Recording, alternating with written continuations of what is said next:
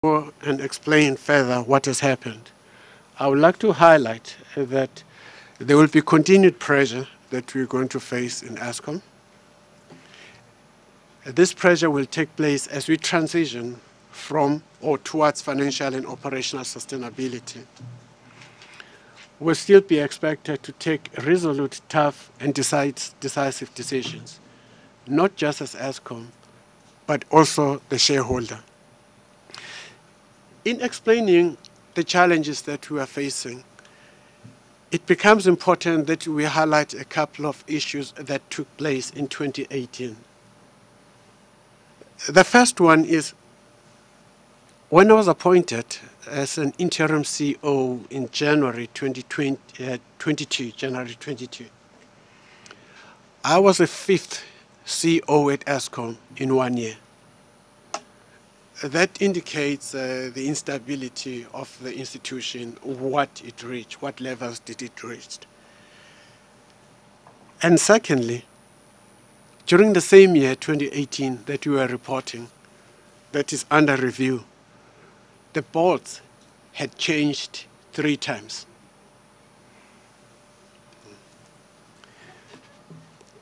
So since the appointment of this new board, in turning around this institution and stabilizing it, the board decided that we needed to undertake 4 main phases. Go to the next one.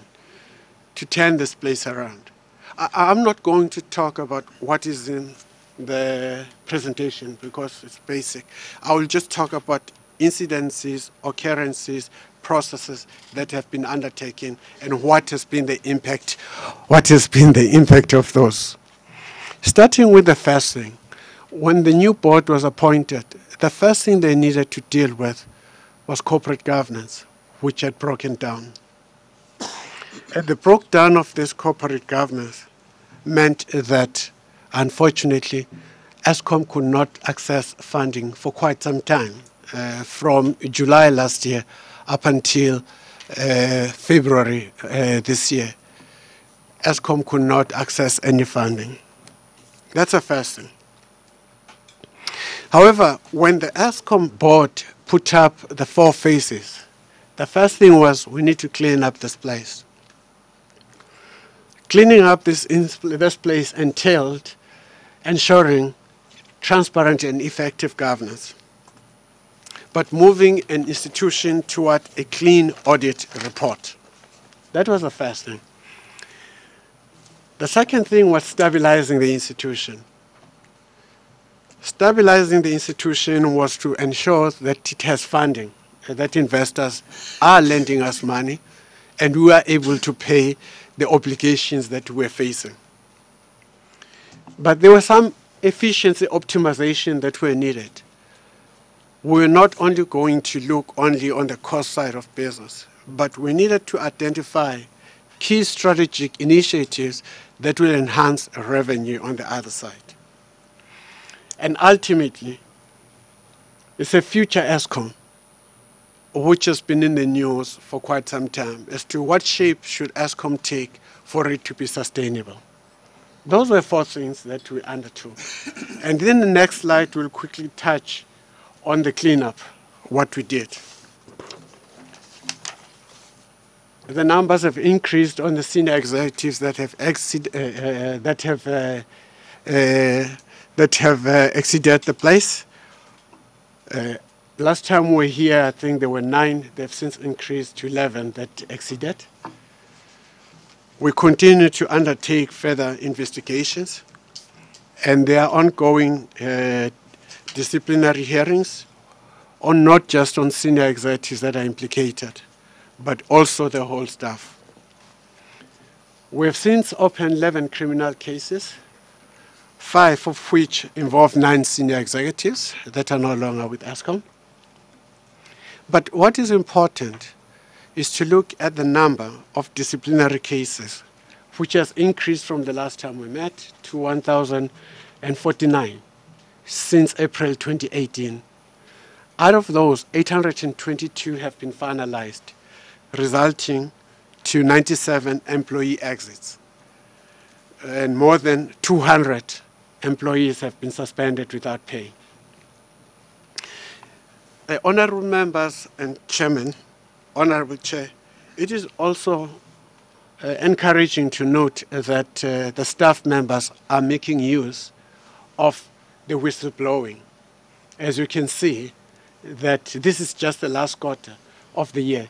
239 whistleblower cases were reported, of which 122 were concluded. The disciplinary process is underway in respect of 67 confirmed cases. In our investigations, Chair, we also picked up that 25 staff members, senior, are doing business with Eskom, of which 7 exited, and the cases are ongoing with the rest.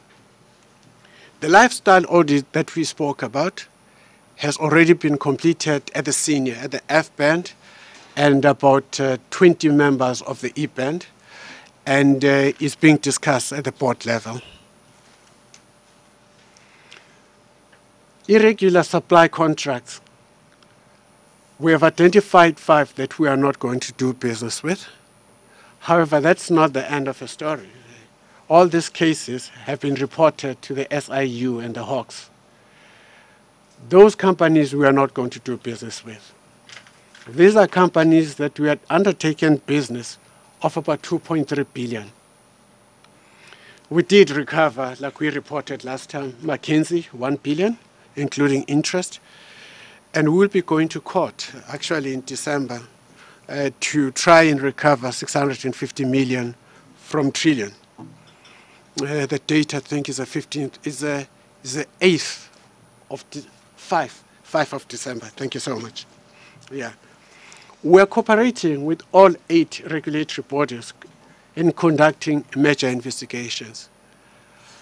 I would just like to highlight that the National Treasury Procurement Investigation Report that came up, we contributed immensely on that. The Zondo Commission, we've given them all the documents that we have, and they've been sitting in our offices requesting additional information. The Hawks were involved with SIU. Some of the information that's been used, in fact, in some of these decisions made here, is coming from SIU on investigations. We're sharing information so that we do not duplicate. Members of this committee will recall that we provided information during the parliamentary inquiry. We are also working with SCOPA and SAPS. It is time-consuming, and it demands quite a lot of work. But we know that this is something that has to be done. The challenge that has come forth from investors has more to do with what is not in our control. And that is, when are we going to arrest people? Ours is to work with law enforcement agencies, provide the necessary information, go deeper and get external assistance to help us to do further research on those things, upon which, once we have received this information, it is then provided to the law enforcement agencies. So that's a cleanup. That's the start of a cleanup and the things that we have done. However, with the cleanup, with this, although it had not yet been finished, it then opened doors for us to access the capital market. Go to the next one. No, go back. Sorry. Back. Go back again. Yeah, it helped us to access the capital market on stabilizing the institution. Members will recall that within 2 months the board had been able to raise 20 billion.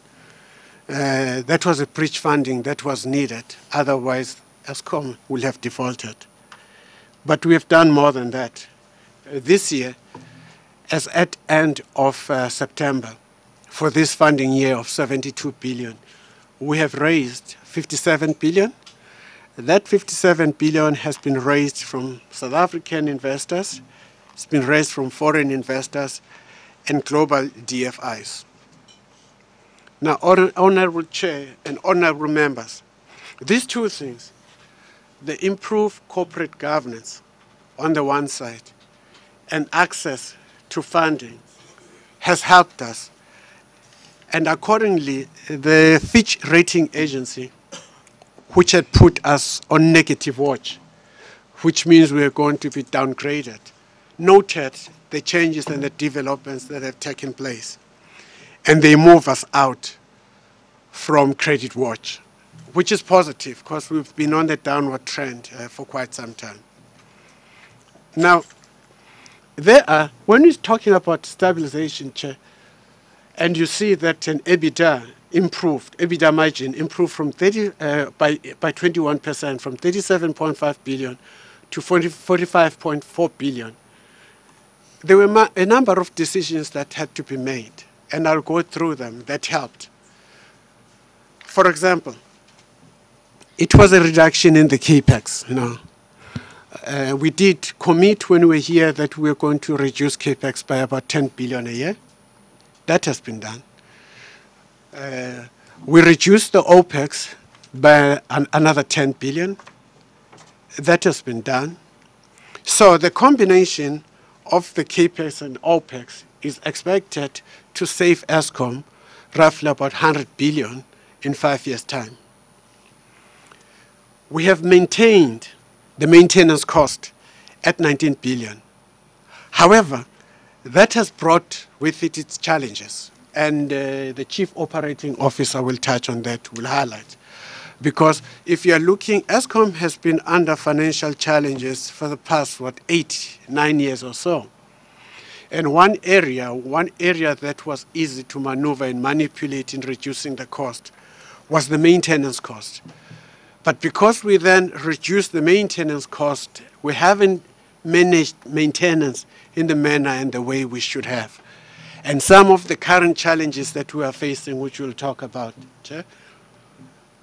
have one or the other implicated or influenced by that. We have not had any new recruits this year, and there have been no promotions.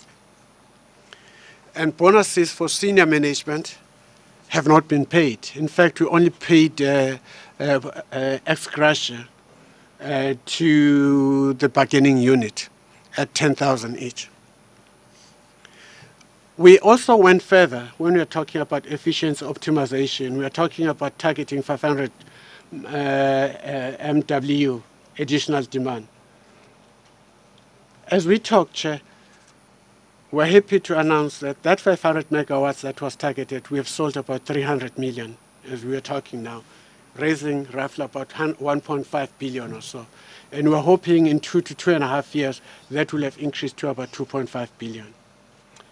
An area that we think this committee can help us a great deal has to be to reduce the area debt.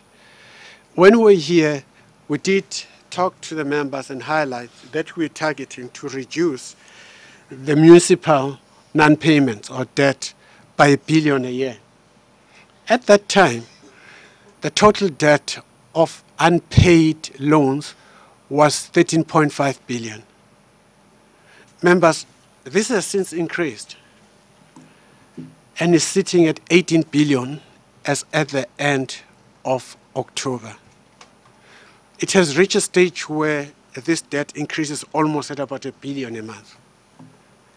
This is an issue of concern because the sustainability and some of the issues that we have highlighted that we are dealing with will then not achieve their set objectives. But I'm also happy to indicate that the Minister of COGTA, together with the Minister of Finance, Minister of Water, Minister of DPE, they formed a team, the Inter-Ministerial Task Team, to look at the solution as to what is the best option out in dealing with this. Because this is not only Eskom issue, but it's a government-wide issue. That has been the challenge that we are facing with regard to debt.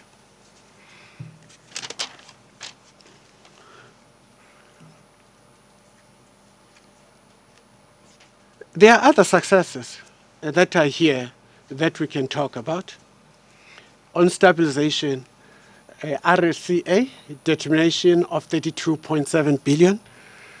RCA, I mean, NESA has already confirmed that we will get roughly about 8.1 billion a year over the next 4 years. That is positive. And we have spoken about McKinsey and us being paid back 1 billion and us pursuing a trillion for an additional 650 million.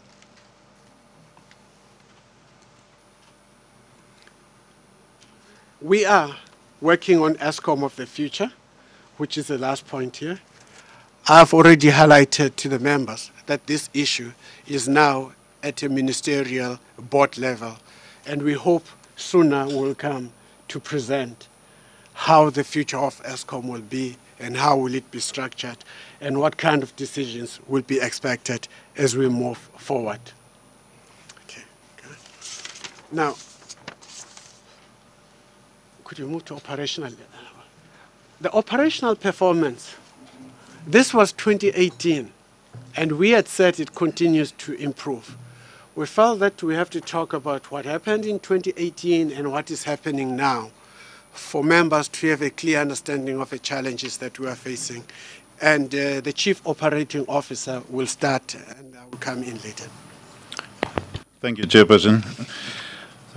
If we look at the performance of the last financial year, I'll very briefly go through that, but spend a bit more time on where we stand now. If we look at generation plant performance, that was acceptable. As at the end of March, we had significant improvements in the environmental performance. Our transmission performance has been the best for many, many years, for 10 years as a matter of fact. And our distribution performance improved also significantly. On the new build, we have successfully put into commercial operation 3 of our units. And then on the wire side, on the transmission side, we did manage 2,500 MVA as well as build 722 kilometers of high voltage transmission line. On the electrification side, we performed extremely well. We exceeded the target. And just as a matter of interest, since 2013, connected more than 1 million households. Our safety has improved also, down to a rate of, lost time injury rate of 0.23, also the best since 2008. And I'm pleased to announce that as we speak today, it's standing at 0.24. However, we did suffer some fatalities, which we're not obviously not proud of, and it's sad.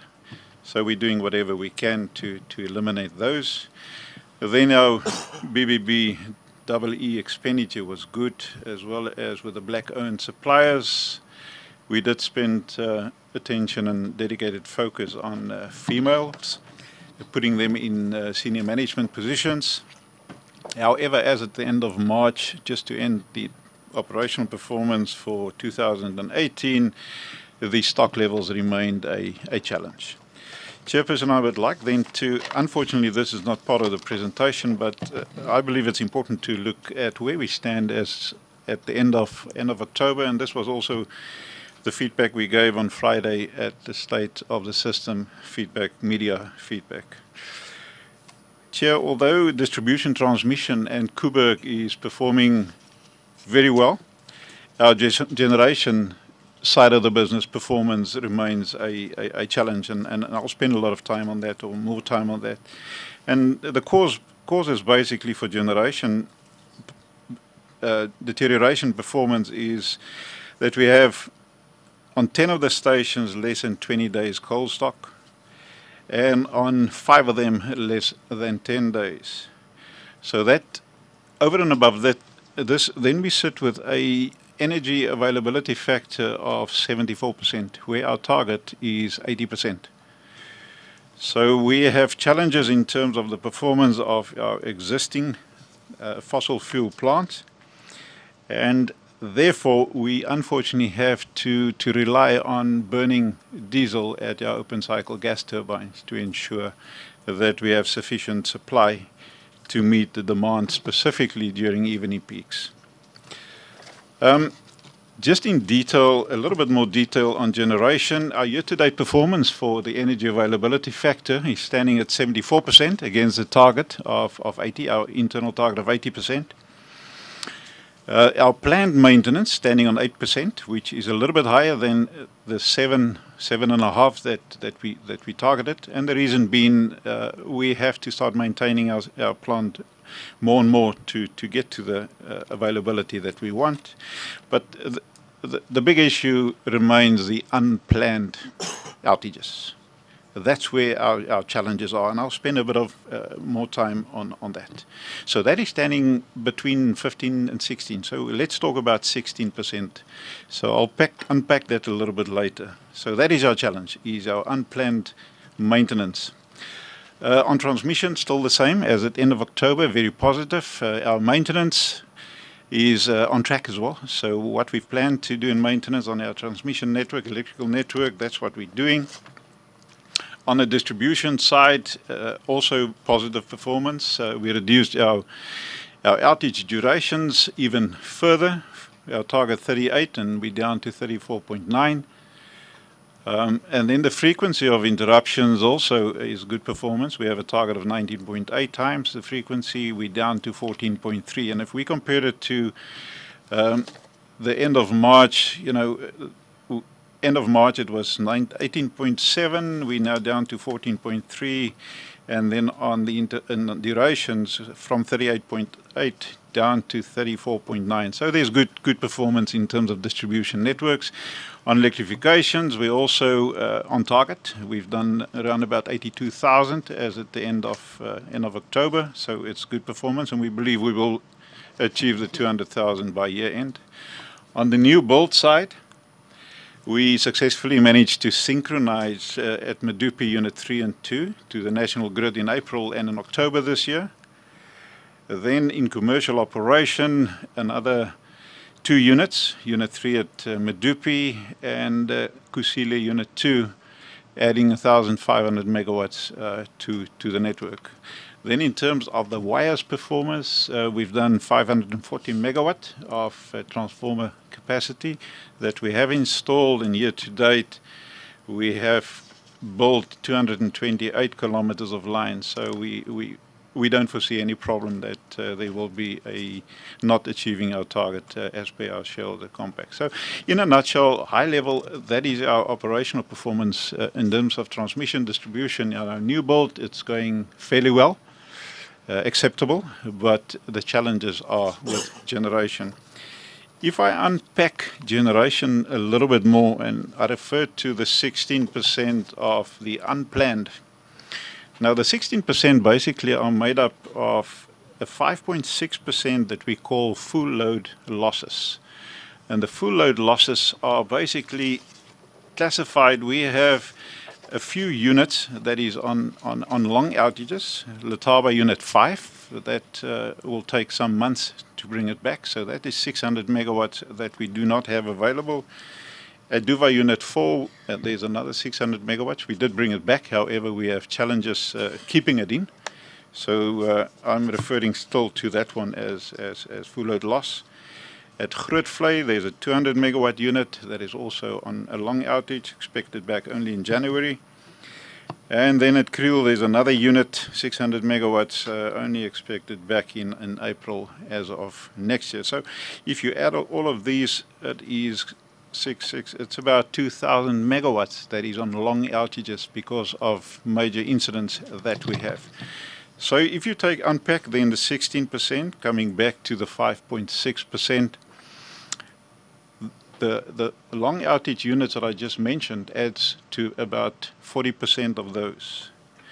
However, then we do have some other challenges in terms of other load losses, in terms of our new units. As soon as you bring a new unit into commercial operation, you do have teething problems. So we are dealing with that. We have dedicated teams looking at that, but that obviously is impacting on our UCLF. So can you pause a little bit and take a sip of water while we are trying to put up a slide so that we will be able to follow what you are talking about? Thank you. I will pause and just wait for the presentation. Thank you. Thank you. stretch so long. Just a second. Thank you. Is it there? Okay. Okay, excellent. Thank you. If we can just go to... excellent. Thank you so much. Thanks, Bob. Stretch is Thanks, over. Chief. Thank you. We're back. Okay, can we just carry on? On. Another one? Another one? Another one? Right, let's pause there. Thank you. This is then to come back to the 16%, the unplanned losses. That's the one that's biting our system at this point in time. On the left bar, that's what I just explained, the 2.79. Those are the new bulls, where we have the teething problems, as well as the issues of unplanned trips. You know, something just breaks. And then the 1.3, the 0.9, the 0.44, and the 0.14, those are the long outage units, or the units that's on long outage that we need to bring back. So this is unpacking the full load losses, and there are plans to fix those and bring it back to where we want it. But then the second one being partial load losses. Just skip a few slides forward, please. There's a pie chart. There's a pie. One more. There you are. I'd like us to stop here. So this is the breakdown of the partial load losses that we have. It's basically a vehicle that you have. You can get 120 kilometers out of it.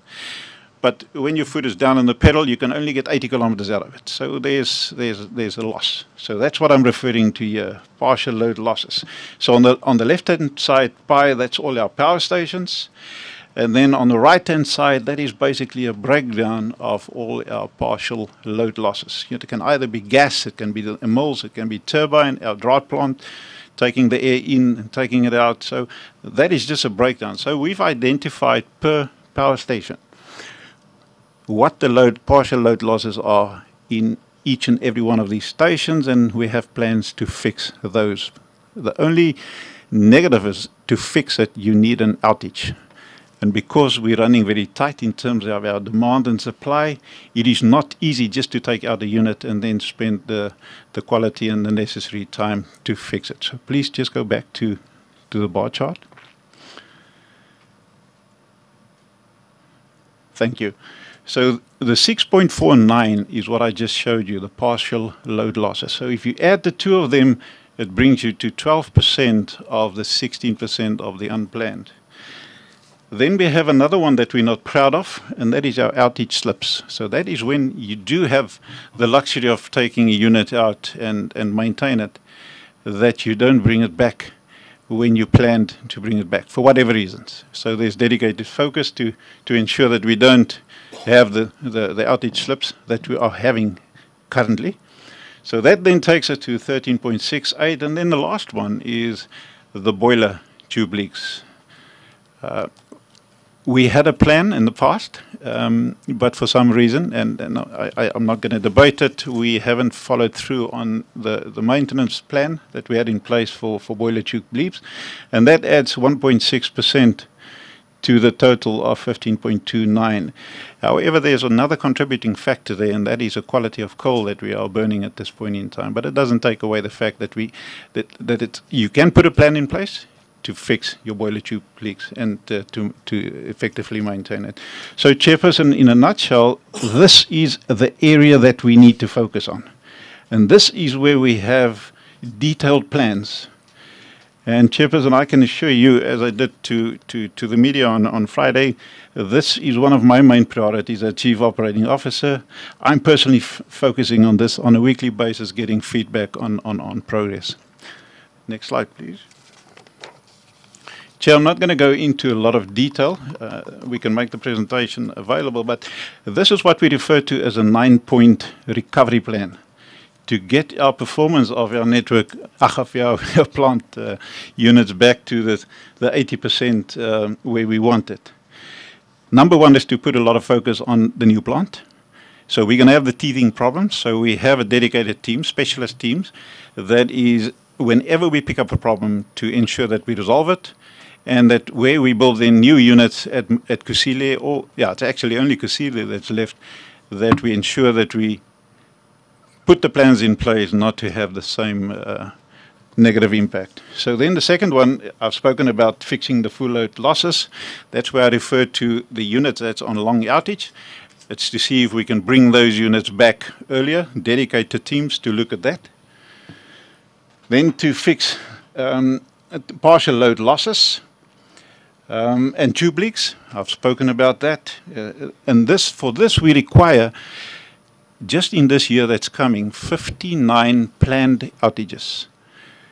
So we have now mapped 59 outages to take our plants out. So we know for each outage, when does it need to start, how long is it going to take, what we need to do. And then what we've also now, what we are in the process, we haven't completed it yet, is to have a dedicated outage team per project power station, just to manage outages. Sorry, thanks. Yeah, that's basically the picture. So there you can see that all our power stations on the left-hand side and whatever planned maintenance we're going to do. So we have planned it. That's going to obviously request an additional, we estimate about 12 billion for the year. So because we haven't spent a lot of money and time on maintenance in the past, we now have plans and we know what we need to do and what's going to cost us. Thank you. Just go back to that. Thank you. Then the issue of human capital.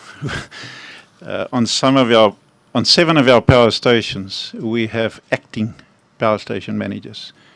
And that is not desirable. So we're going to deal with that as well. As we speak, there's a generation exco at one of the power stations at Kriel, where we are starting to look at how to fix, not only to put in place a power station manager that is accountable, but also the next layer of team, the management team, looking at outages, at engineering, etc. So we're going to put a lot of emphasis on getting the human capital sorted out.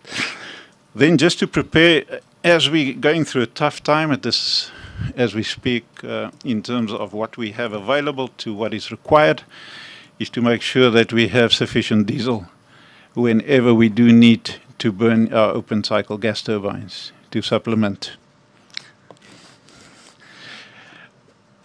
Chair, then we're also moving into a period, and the Chief will talk a little bit more about coal, but we do not have, as I opened, sufficient coal stock levels at our power stations. We have a lot of plans, and the Chief will talk about that. However, because we do not have sufficient coal at this point in time, and with the rain season that's coming, it is posing a huge risk. We have, if you look at item number 8 there, preparation for rain, we actually have spent a lot of time. We had a dedicated senior manager with a team that went to all the power stations, and in 8 weeks we successfully managed to get 3 days of stock, strategic stock, set aside only during rain when it's required. And there's only one person that can release and improve the release and use of that stock, and that's myself. So a power station manager cannot just use the coal for whatever reason. It has to be because it has for preparation for rain. And then the last item on the 9-point recovery plan is to deal with our stock levels on how to get it to the desirable level. Chairperson, in a nutshell, that is our performance as we speak at this point in time. Just want to recap: generation not good, but however we do have detailed action plans to deal with the issues. Then on transmission, distribution and group capital, good performance, as well as on the Kuberg, that is close by good performance. As we speak, we have one of the units, unit number 2 at Kuberg, that's out on an outage, refueling, and it's planned to come back on 17th of December, and at this point in time it's on target to come back. If we then look at, just to finish off, our plans, just go to the last slide for me, please. Some more, please. Thank you. Just one back. One back. Chair, if we look at your energy availability factor, on the left-hand side, that's where we're standing at 74%.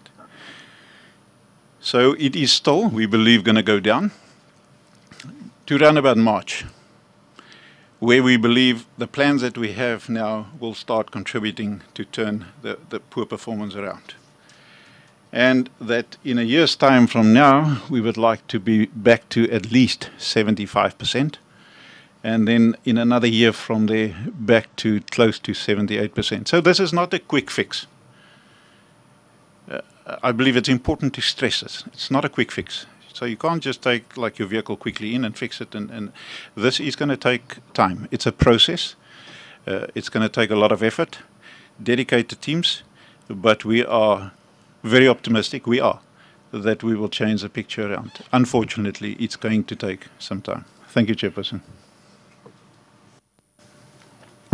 Chair, can I just make a comment? Thank you, Chairperson, and thank you for chairing at the back. Chairperson, this presentation that we have just received now, we have slides that we do not have.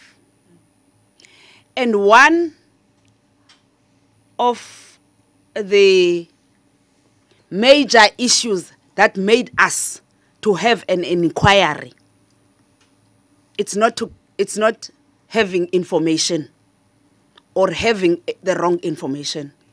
I'm just cautioning Eskom executive that if we don't get information, we take it the information is not there. If we get 20 slides and yet the slides that you are going to present are 50, that is violation of some sort of something within, let me say, a violation of law, because you are carrying on with all the slides that we do not have here. We have read these slides that we have in front of us. We have read the books that we have received, but if we don't get the correct information, we will still have questions that we will have as this committee, that the information that we got, it's a verbal information which cannot be challenged because it's not written. We don't have it on a written paper. And for us, that information, to me, especially to me, it's like an information that is just coming out of your mind and not on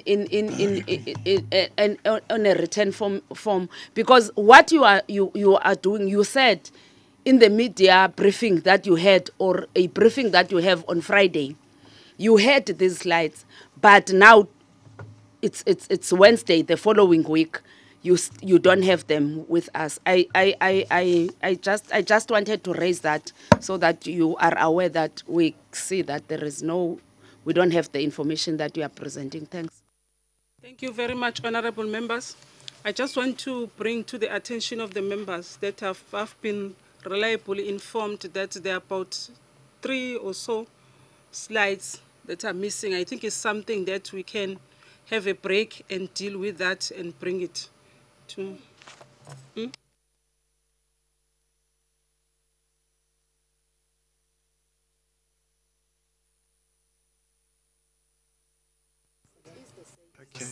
Sorry.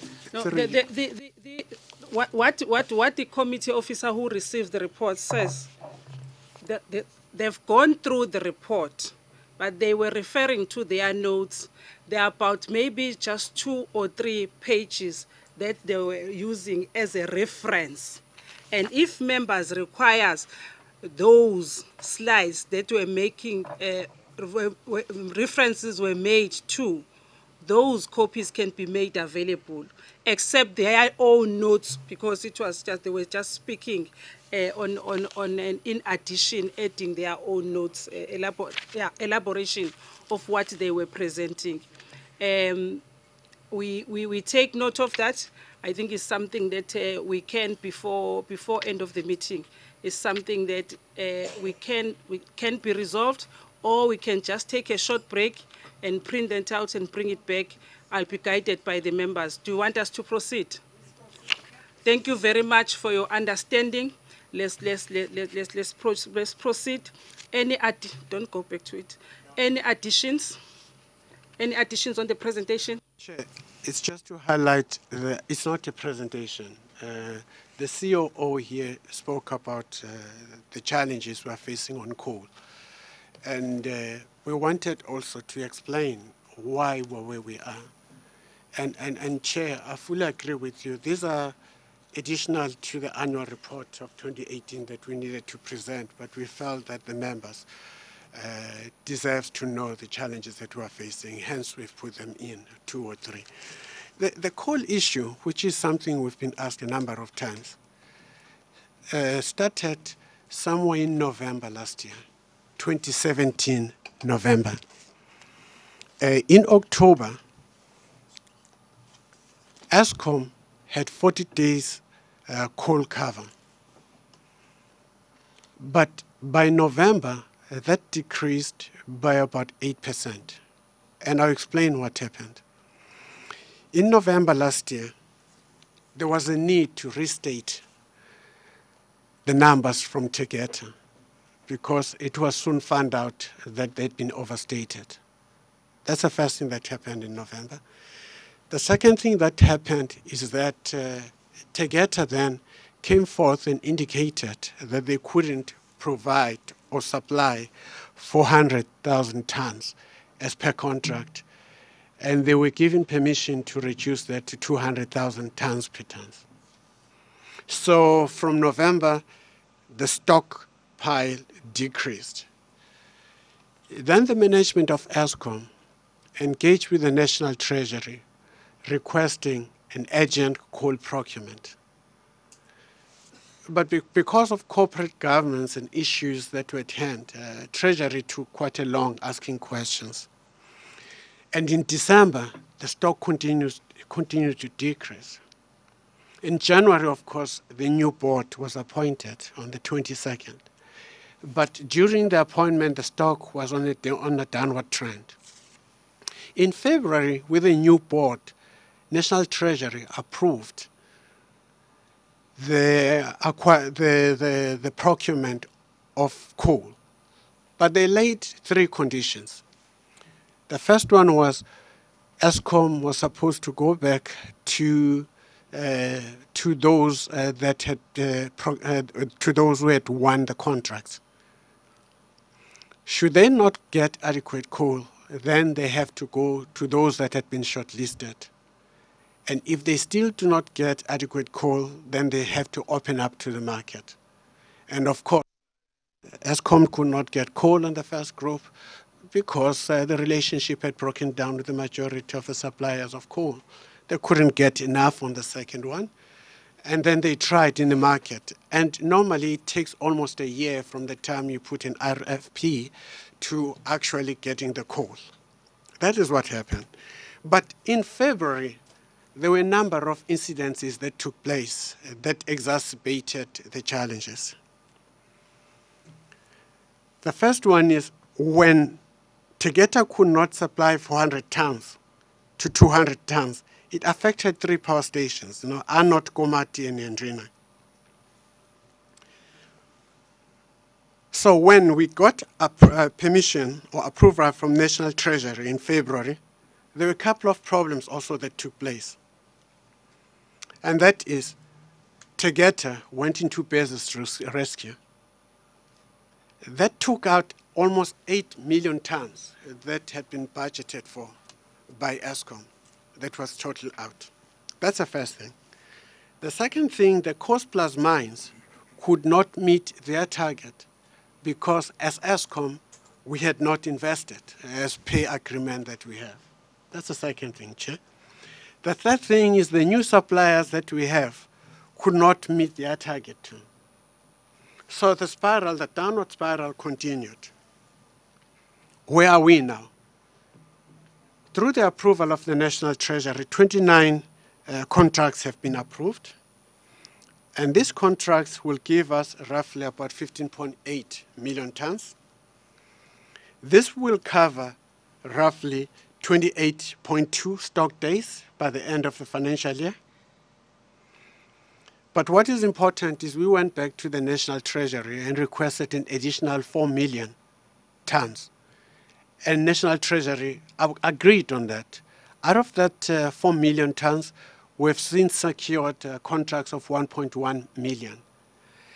If we get all the orders of the 29 contracts of 15.8 million, plus the 4 million, where we already have secured 1.1, it therefore means that the stock days will improve by the end of the year from the 28 days that you originally had on the plan. This will increase to 36.3 days. We are hoping that this will take us roughly 2 years, and in 2 years' time, by mid-2020, we will have covered roughly about 56 days cover. So that's a story, Chair, I wanted to highlight as to why we are facing the problems we are facing in coal, as explained by the Chief Operating Officer.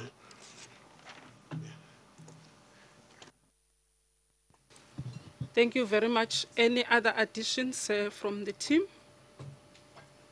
No, nothing. Thank you very much, honorable members.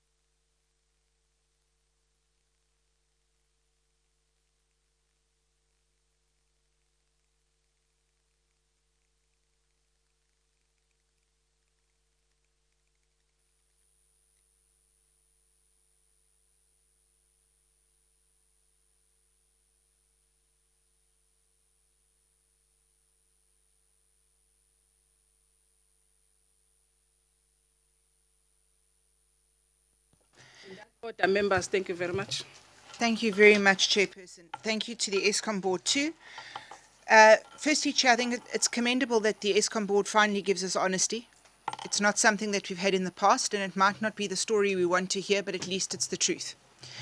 I think it's clear to this committee as well as to the country that what we're experiencing now is what are the after effects and the whirlpool effects of state capture, and exactly what state capture did to Eskom as a company. So let me tell this board that I would not have your job for anything in the entire world.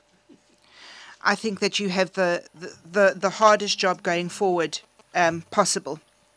Chair, there's quite a few things that I need to deal with. Firstly, Chair, we've got absolute honesty from the board, and I'm sure we can expect honesty going forward in these questions too. The coal contracts are worrying me immensely.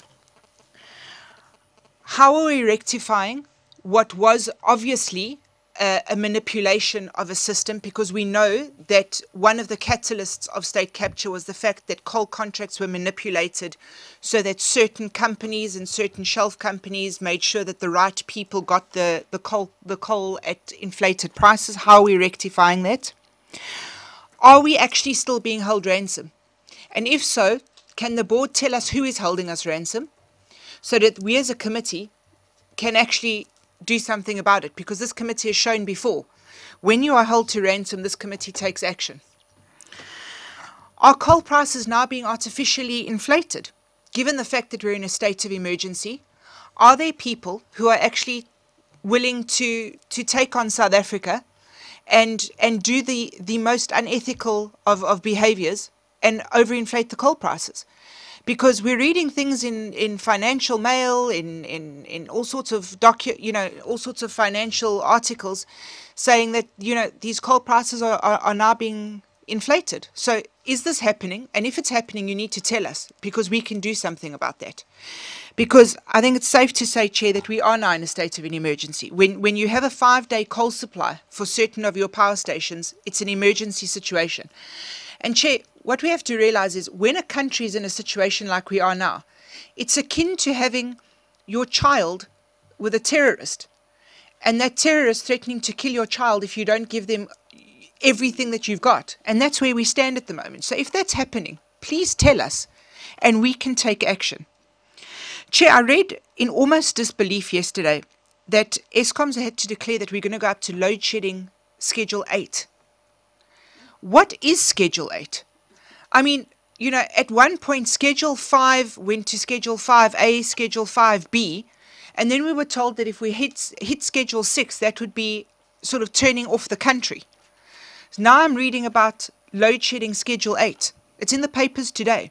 What does that entail? Is that 12 hours a day, every day? Chair, at the moment, exactly how many plants will be affected by unplanned maintenance? We have a rough idea as to who the problem areas and who the problem children are. We know. But could you give us an exact estimate? And I mean, that's an anomaly in itself, an exact estimate. But could you give us exact numbers? Because here's the thing. South Africa knows we're going through load shedding. South Africa is preparing itself for load shedding. But the more information we give South Africa, the more they can prepare. Because that's what's key to this, is the preparation. Chair, NERSA obviously keeps Eskom in line, and I say that quite tongue-in-cheek, in terms of what they allow you to charge us for electricity. Now, something was said, and please accept my apology, Mr. Khadebe, if you didn't say this, but I seem to remember you did say it, that in actual fact, for Eskom to recoup what it actually requires, it would need a 90% increase in the electricity tariff. Now, we're never going to get that, ever. It's an impossibility. The way we are going now, is Eskom ever going to be able to be a liquid, safe company? Or do you agree that the time has come for Eskom to simply become a generator of power that supplies energy to an independently controlled grid? So you become a generator that supplies to an ISMO, for lack of a better term. Chair, then middle management ago was in the region of about 60 to 70 people. During the height inquiry, we were told that middle management had reached levels of between 600 to 700 people. Now that's where the inflated and the bloated workforce comes in.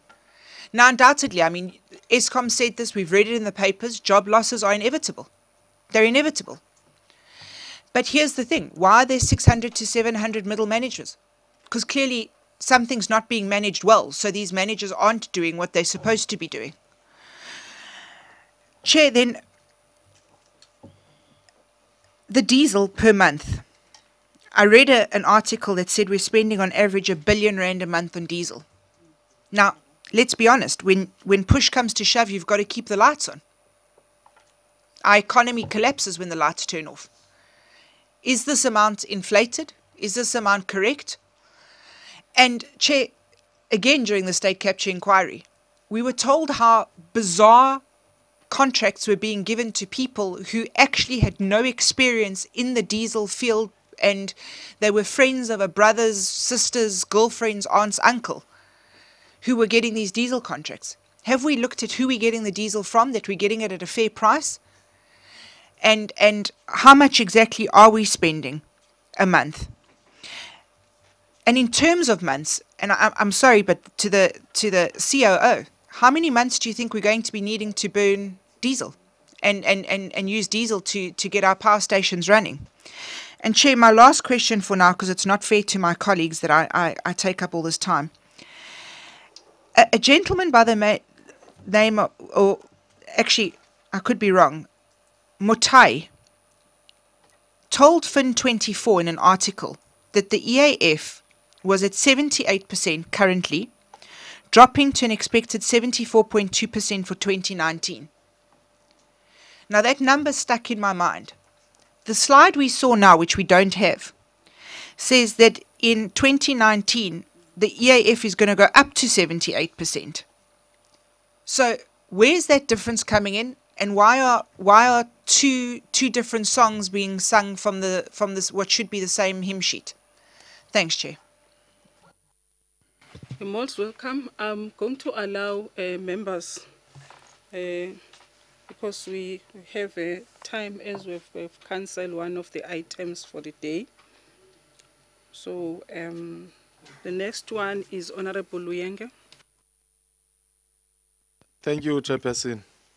Let me first appreciate the presentations, Chair, starting from the Acting CEO's overview, as well as the presentation by the COO. Chairperson, on a fairly and squarely basis, all this emanates from an environment where there was no possibility of right ethics to be expected from Eskom. As the minister then alluded to a fact that he was saying, no, regard all what we are saying now at that point, it's just a beginning of our intentions. Here we are dealing with intentions. Here we are dealing with human beings, where there are resources that have been mismanaged. These warm bodies have a responsibility to recoup monies that were deliberately stolen from Eskom. If 11 senior officials, senior executives have exited and they were part of the looting, 11 criminal cases have been opened, of which 9 involve senior executives. 1,049 disciplinary cases since April, of which 822 have been finalized. Let us be fair, guys. What has been done now, what has happened now, with these new faces that we are seeing, little that we are used to, we must give credit where it is due. The ground that you have covered now, irrespective as to how the outside world is viewing Eskom, it can be correct for the prophecies of doom to declare a totally collapsed Eskom. Eskom was meant to collapse.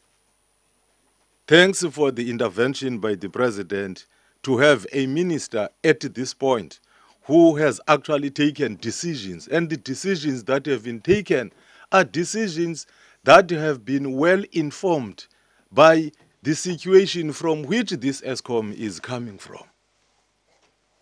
Of which I don't want to say now. We can be more technical and philosophically in dealing with the current leadership as Eskom without giving credit where it is due. If the past situation at Eskom, Chairperson, was anything to go by, there would have been no Eskom by today. This load shedding that we anticipate, this load shedding that is possible under the circumstances, it is normal. There should have been no light now if you can calculate the amount of resources that have been looted already. I just want to say, Chairperson, thanks for your intervention as this committee. This committee is part of that process. You were not You were no passengers in the whole exercise, as the acting CEO has said. And they rely on us. We have a responsibility to support them mentally, physically, and spiritually too. And to make sure that the outcome is not an outcome that will be coming from the air. It is coming from this collective, which I believe, Chairperson, what you have done, the approach that you have adopted as a committee across the political spectrum, it has taken South Africa where it is, because when you're talking Eskom, we are talking life and death of South Africa. Those who are not happy for this achievement won't see anything that has happened. So the only question that I would want to have, Chairperson, and say, is with regard to the amount that is owed by municipalities to Eskom. How do we expect Eskom to grow if municipalities are unable to pay? Then it means then we also need to go further and look at the issue of targeting only the municipalities. What is the story, acting CEO, of other government departments? Because the bulk supply that comes from Eskom is utilized by government departments, including, all spheres of government. Then because you have municipalities, Comrade Zuki, that are collapsing at home because departments are not paying for the services that are rendered by the municipality. And then when we come here, we behave as if we are not from those rural areas. We don't know what is happening at a municipal level. You will be called to say, hey, please intervene. Public Works has actually not paid us, and we are not giving them electricity. We have cut electricity there. So let us look at this, Chairperson, on a broader basis. Both municipalities and the departments. Then what is the contemplation of Eskom, the board and the management, that of utilizing a prepaid system? And maybe try to avoid this issue of taking this electricity to be supplied by municipalities that do not have even the capacity of managing their own collection of revenue. And then we are giving them this huge task of providing electricity. Why don't you sell directly to the consumers? Siyabonga kakhulu. The next member is Honorable Swart. Thank you, Chair, and I just want to join my colleagues in thanking the new board members and the executive for their work, and it's not something that I would easily accept either. So I would really appreciate what you are actually dealing with is a legacy of many years of corruption and mismanagement that we have seen as part of our inquiry, and that has characterized the SOEs and in particular Eskom over the last few years, and we are fully aware of that. So when we ask questions, it's against the background that we appreciate the work that you are doing to restabilize Eskom and to recover the losses. Now, can I just ask you on that issue? You know, it's an issue that I raised continually. I raised it with the last board, the recovery of the McKinsey amount, and I'm very pleased that it is now being eventually repaid. They offered to pay, when was it, last year sometime before this committee? So you indicated $1 billion had been paid. But according to other reports, it was 900 million, and there was 300 million outstanding interest. So I'd like to know where the figures are at the moment. I look forward to the outcome of that court case in December, and I wish you well with the recovery of the 600 million with trillion. But that's just the start, because you, as directors, are fully aware of the provisions of the Companies Act, where you've got breaches of fiduciary duties that we've experienced. There are enough reports. You can hold those directors personally liable. I would ask you to give us an update. And I appreciate you've got so much to do. This might be on the back burner. but you're in a cash crisis. There's nothing to prevent you bringing applications to hold those directors personally accountable for the losses incurred for breaching their fiduciary duties. That's the first issue. The second issue, where I asked previously, and you indicated this process was ongoing, and that is bringing applications to have those directors declared delinquent directors in terms of Section 162 of the Companies Act. We cannot allow this to continue, that we have board members moving around, and that is what we saw. We saw board members moving from Transnet to Eskom to continue the work, or the looting and the plundering. So I fully appreciate, Mr. Khadebe, this might not be at the top of your list, but it is something that needs to be attended to, particularly if you can recover. Now, the third issue is recovering where that money is at the moment. A lot of the money is sitting in Dubai. And we passed the extradition treaty last week. We signed it in Parliament. We passed the mutual assistance treaty. I appreciate that it's beyond your control. But, Chair, I've said it before and I'd emphasize it again. We need to bring the Hawks and the MPA to this committee to give us an update of what they are doing. I am not satisfied, Chair. When I get briefings in the Justice Committee, they're still dealing with the Estina matters.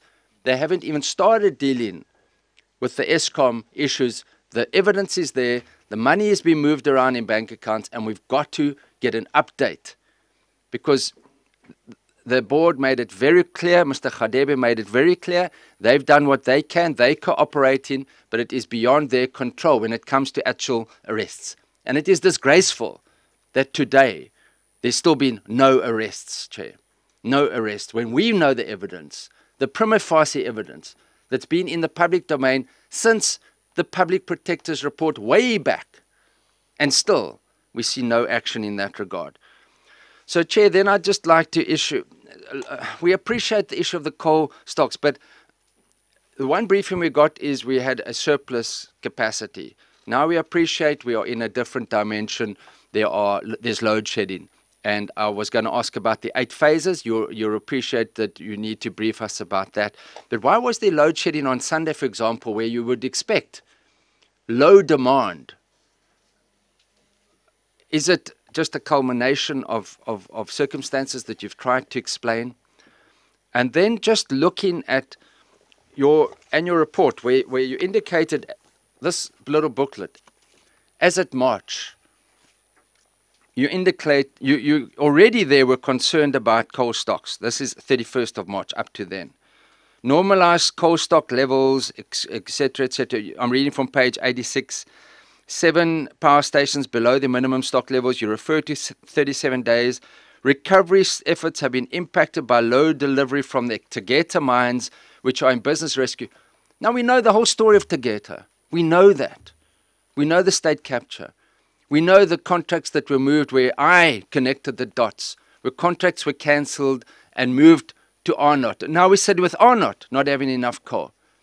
So, Chair, I want to ask specifically, when it comes to Arnott, those contracts that were cancelled with Exxaro, with Mafube, conveyor belts, is there no chance that mine that was closed, Matila mine, with the loss of 1,600 jobs, is there no chance of recovering those contracts that were providing reliable coal to Arnott, which is, according to a slide, presented, is it 20% or something of our energy, but a substantial amount?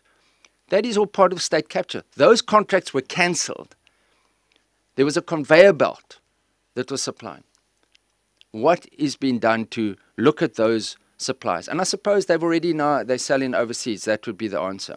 The second issue is 2 conveyor belts that are flying, that are supposed to be providing coal to Hendrina, that are, according to the minister, stationary.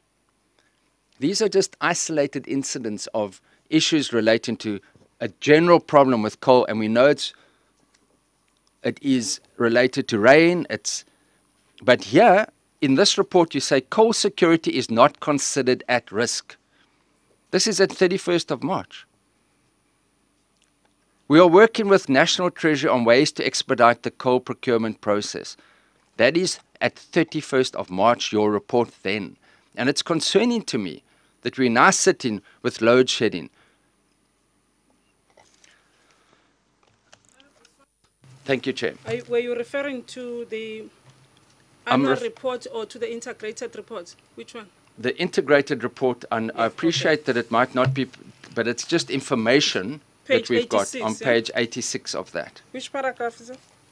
Page 86 on the top of the second column. Okay, thank you. We have put in place a recovery plan to improve coal stockpile levels at these stations, Kendrina, Kamati, Majuba, based on potential sources. We are working with National Treasury. Coal security is not considered at risk. Okay, thank you. Thank you, Chair. That will be for the time being, Chair. Can I just say, are we going to deal with the financials at a later stage, Chair? I presume. That's obviously the case. Thank you. Honorable Kati.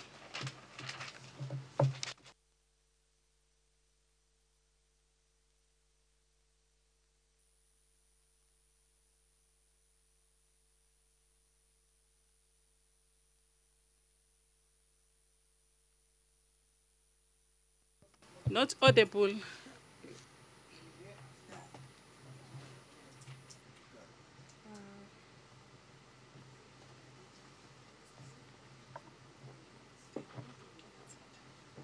Just check.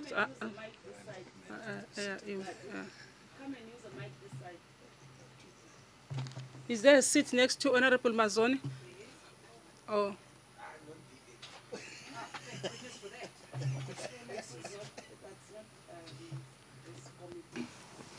Thank you very much, Chairperson. You're welcome. Wanted to check with the board why in their presentation they do not make mention of anything related to IPPs. Is it deliberate or is it by omission or something that is not significant as they will think for this meeting today?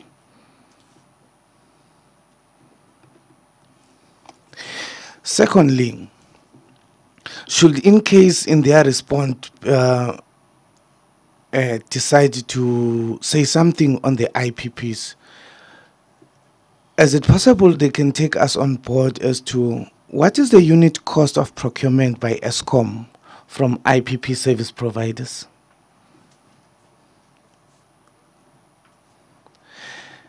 And what will be the unit price by Eskom to the public and to the consumers of the electricity they procured from IPPs? Just two more questions, Chairperson. Is it possible for the board maybe to take us into confidence as to whether the board has ever heard any process of vetting the IPP service providers to check the extent they may or may not be deemed to be closely related to PEPs, politically exposed persons, to avoid maybe another Coco daughter experience?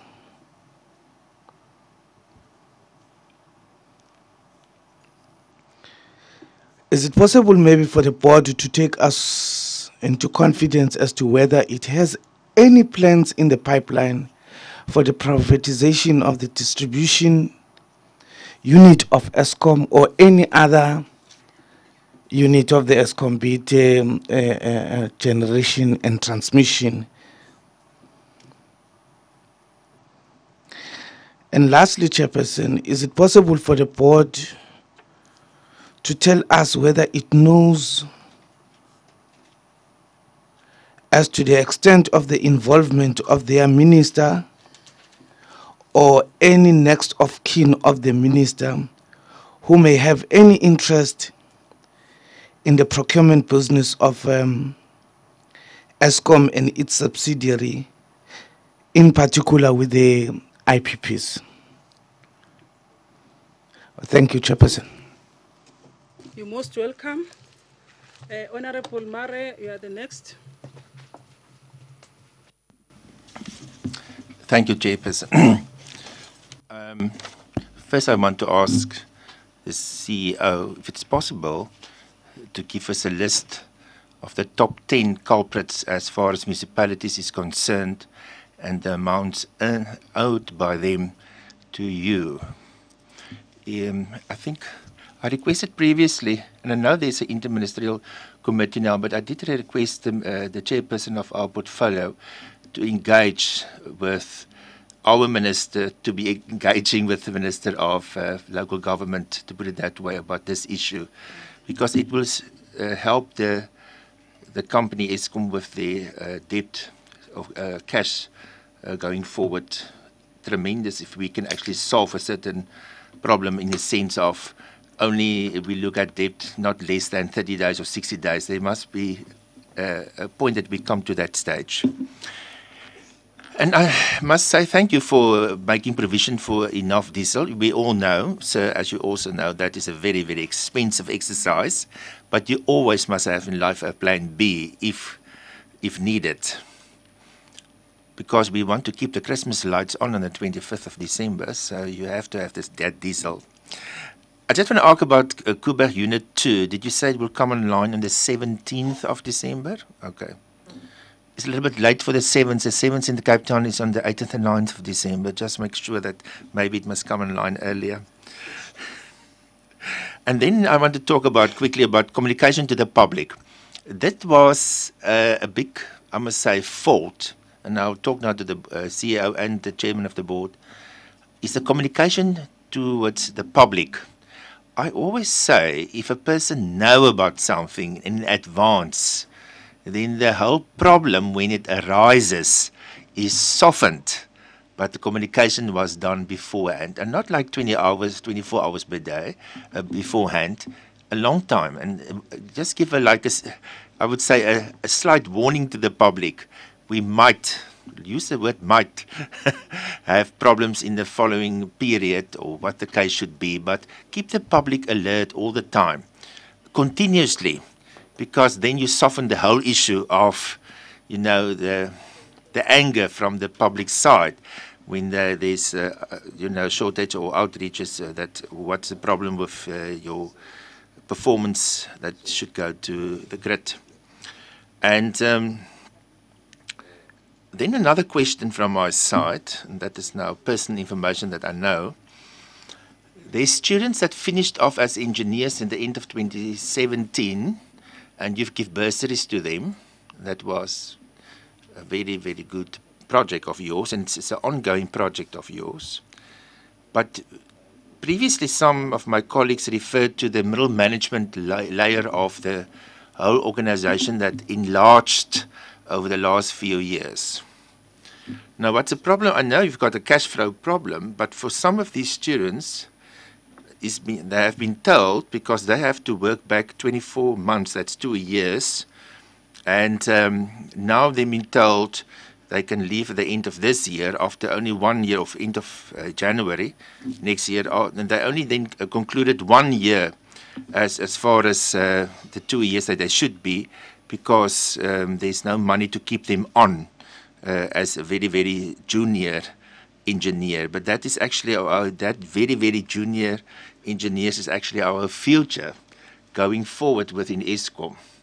So if we can cut down on the middle management level where it seems there's a bulk and too many people, maybe we can keep the junior people that actually will go in their second year for their bursaries that have to work out the 24 months period. So I just put it out there that you know about this problem, because I've received phone calls in this regard. Then lastly, I would love if the chairman of the board could maybe highlight us on the payback of the money of Mr. Brian Molefe that was paid out. I know you might say no, but that's now an issue between him and the pension fund or what the case should be. But we should know, because there was an excess and he have to pay back according to the court. What is die huidige stand van sake, the present, with this overpaid of money paid to him? I would love to know that everybody know that's in the clear. Thank you. Most welcome, Honorable Tseli. Yeah, the last. Thanks, Chairperson. Le- le- yeah, let me join my colleagues who thanked the board in the efforts that you are trying to make to turn things around in the company, because what is now coming out recently confirms what we've always been saying, that there are very serious challenges in the company.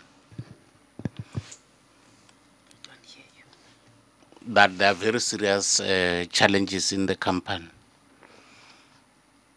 Over the weekend, we read about the so-called Funduzi report with very serious revelations.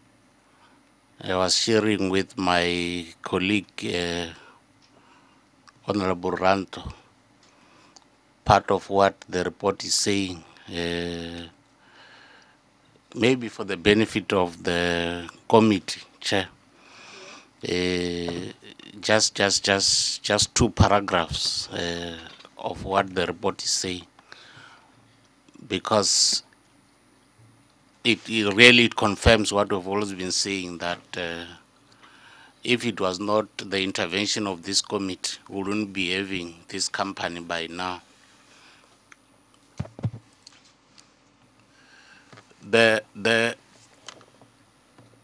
The most suspicious thing is that Singh never used his money.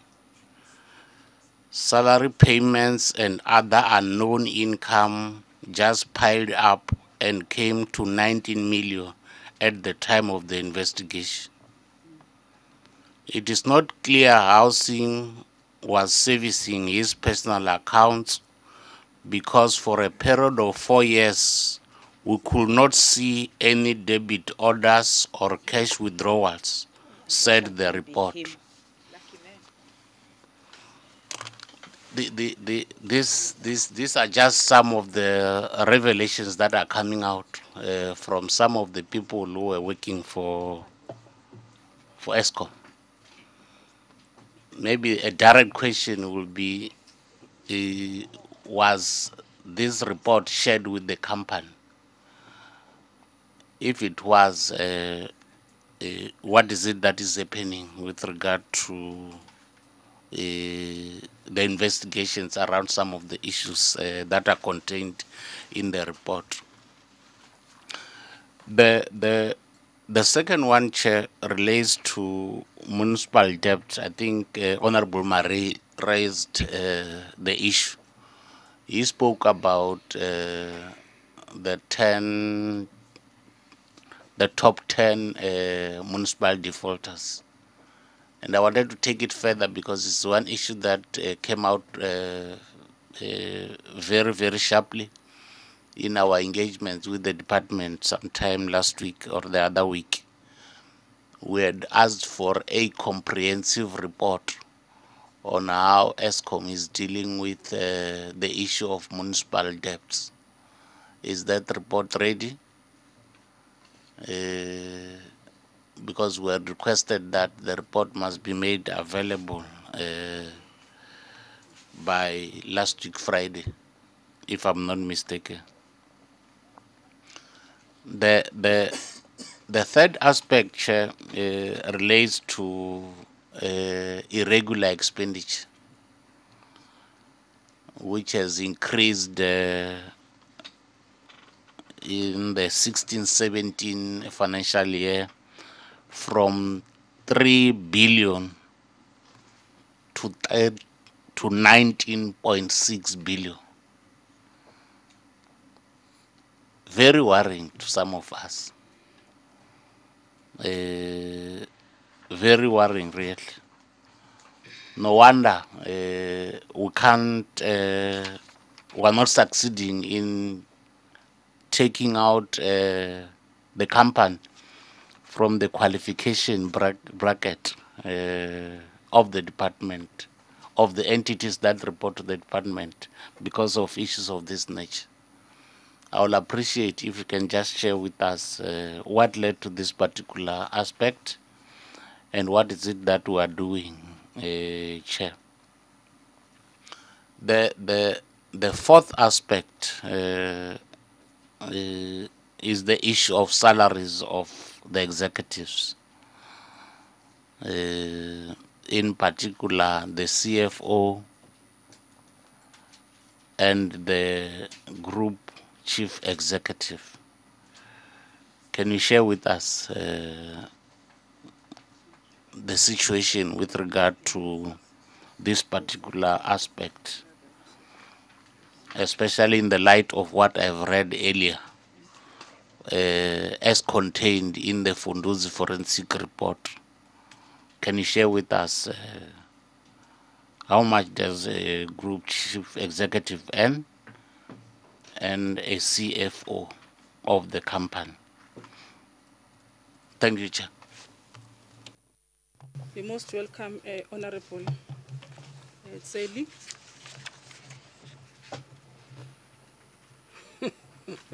Niyathungal.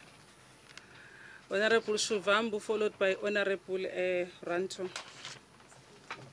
No, thanks, Chair. Do you know the biggest concern we have is that there's possibility of Eskom being privatized, and want clear communication from the management of Eskom that there won't be any attempt to privatize Eskom. So that message must come out clear out of this meeting, whether we're going to privatize as an attempt to privatize Eskom or not. And there must be clear message in terms of just how much Eskom spend, consolidated. The SG of the EFF earlier asked about the unit cost, but consolidated, how much do you spend on purchasing power from independent power producers, and how much do you make out of it? What are the losses that are related to the dependence on independent power producers? You know, the IMF, we don't associate with it. It's the most reactionary organization and everything else. It's right-wing. It imposes problematic policies. But it issued a statement, I think last week, which said that Eskom is a danger to South Africa's economy as a whole, in the manner in which it is being managed in broader fiscal position and everything else there. So we need to come out clear, knowing here of what is the issue around the IPPs, because last week as well the spokesperson of Eskom confirmed the figure of R2.20 purchase from IPPs, and you sell for 86 cents, which is dangerous and is going to collapse the entire entity if you continue on that route of IPPs in terms of how it is, because it is going to weaken the entity as a whole. It will collapse it, and we cannot allow a situation where Eskom is collapsed. And if there is a need, we should find a way of giving instruction that the IPPs must supply electricity at the same rate as Eskom generates or lesser. That is the only reasonable thing that has to be engaged in. You cannot buy something for far much more money and then you sell it for cheaper. It doesn't make any sense. It doesn't make any logic. It doesn't make any sense. That is the message that must come out of this engagement. Thank you.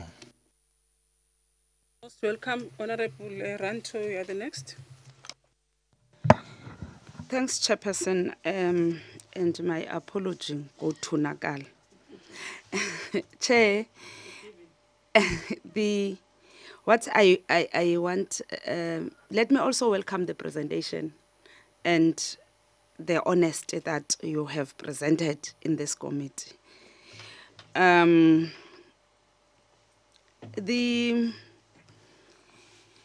The fixing that the COO has talked about, am I right when I say COO? Yes. You say every time that you fix, unfortunately you will have to cut. Then it comes back maybe to a question that has been asked by the other members.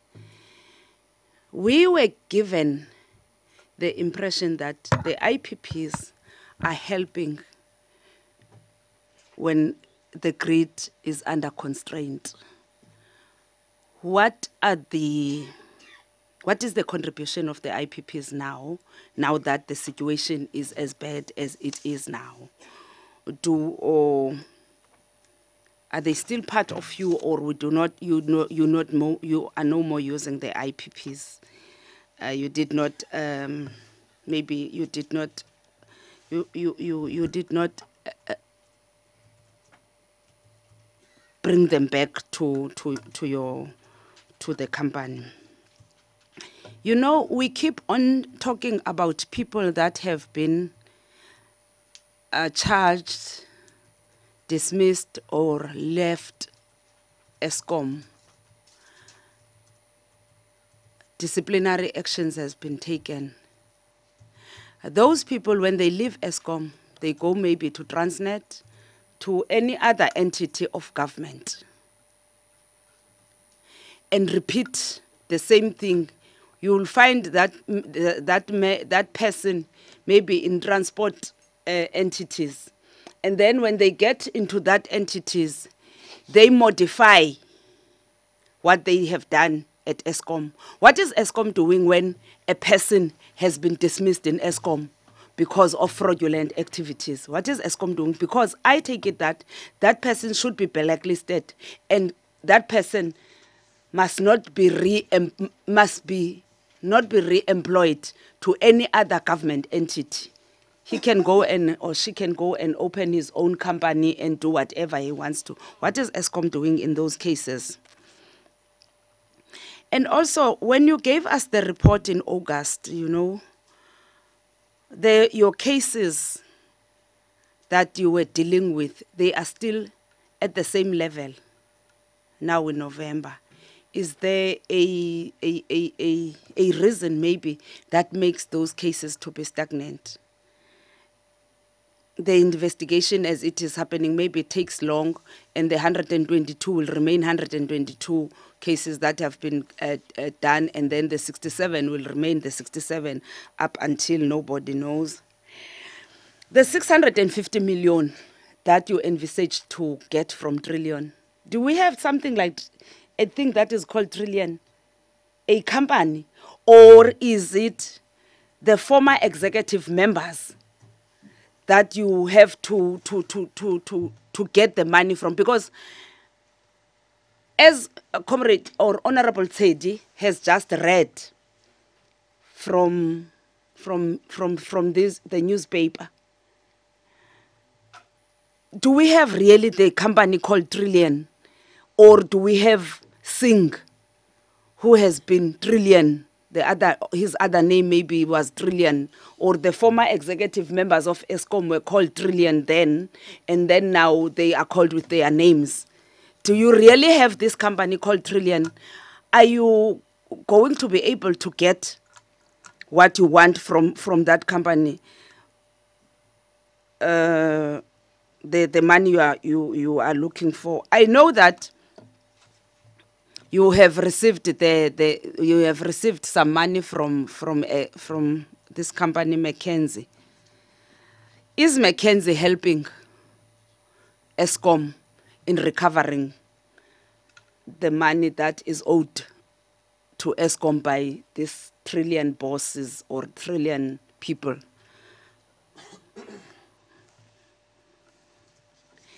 We need to have a strategy, CEO, of avoiding these major incidences. I don't know how. Maybe those major incidences are not avoidable, but we need to put something in place, whatever it is. If we need to go and maybe source information from engineers that are not around here, that are in other countries, can we then just do that? Because I'm afraid of these major incidences that are affecting our people on the ground. Because when those major incidences happen, I, for one, staying at Sterkspruit, those people, when there are cuts in the electricity, they ask me, and I wouldn't know what are those major incidences that made Eskom not to distribute electricity. So I think we need to come up with a strategy that will help for us not to have many incidents. We can have those incidences maybe, but not many of them. It can be that we will always have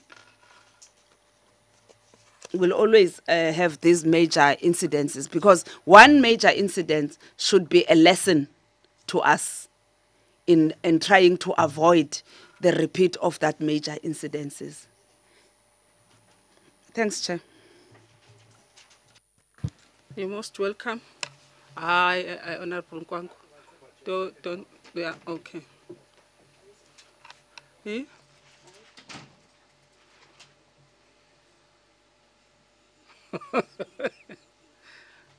I know I'm giving him. I'm giving him because I'll come with questions myself at the end. You can come in. I'll come after you. Thank you very much, Chairperson. I think more critically would be, excuse me, sorry, would be a question around these the IPPs. I want to know from Eskom whether they are able to establish whether some of these IPPs do indeed achieve their socio-economic development objectives. As you'd know and I'll already understand that they enter into those socio-economic development objectives with the Department of Economic Development. Whether there's a review of some kind to follow up to ensure that they indeed do that, or whether they are not doing or sticking to those agreements at all. And if they don't, are there any consequences? Is there any form of consequence management or a form of alerting the Department of Economic Development that there's no compliance? And if when there's no compliance, what happens? The other question would be to say, I see that you are saying you have dealt with a number of cases. You even cite the statistics here. But I'm not too sure if I follow if you say finalized. Are there any criminal convictions? What happened to the politicians in particular who aided and abetted this looting? Apart from the ones that we know who are out of the country and the few ones, but surely there must be other politicians, I'm sure, who are still in the current government who aided and abetted the looting. Or is it just a case of officials that decided to run amok and loot state resources with impunity? I want to understand that. The other question I think would have to do with this matter of dealing with municipal debt. From where I'm sitting, it seems like this situation is not under control. I remember we went to visit Soweto on a was it oversight visit in Soweto, where we interacted with a number of community members there who were citing their concerns about how the prepaid machines were being introduced without consultation. Has that situation improved? What is the story there, and why do you seem to still be experiencing the same challenge, especially insofar as Soweto is concerned? And how do you then deal with municipalities that have a limited revenue raising capacity, especially when one considers that the municipalities already get a very small pie of the share in terms of allocation of funds from government to be able to run these municipalities properly? So how do you address that? Because I don't think it's just a case of municipalities that are refusing to pay because they are being recalcitrant.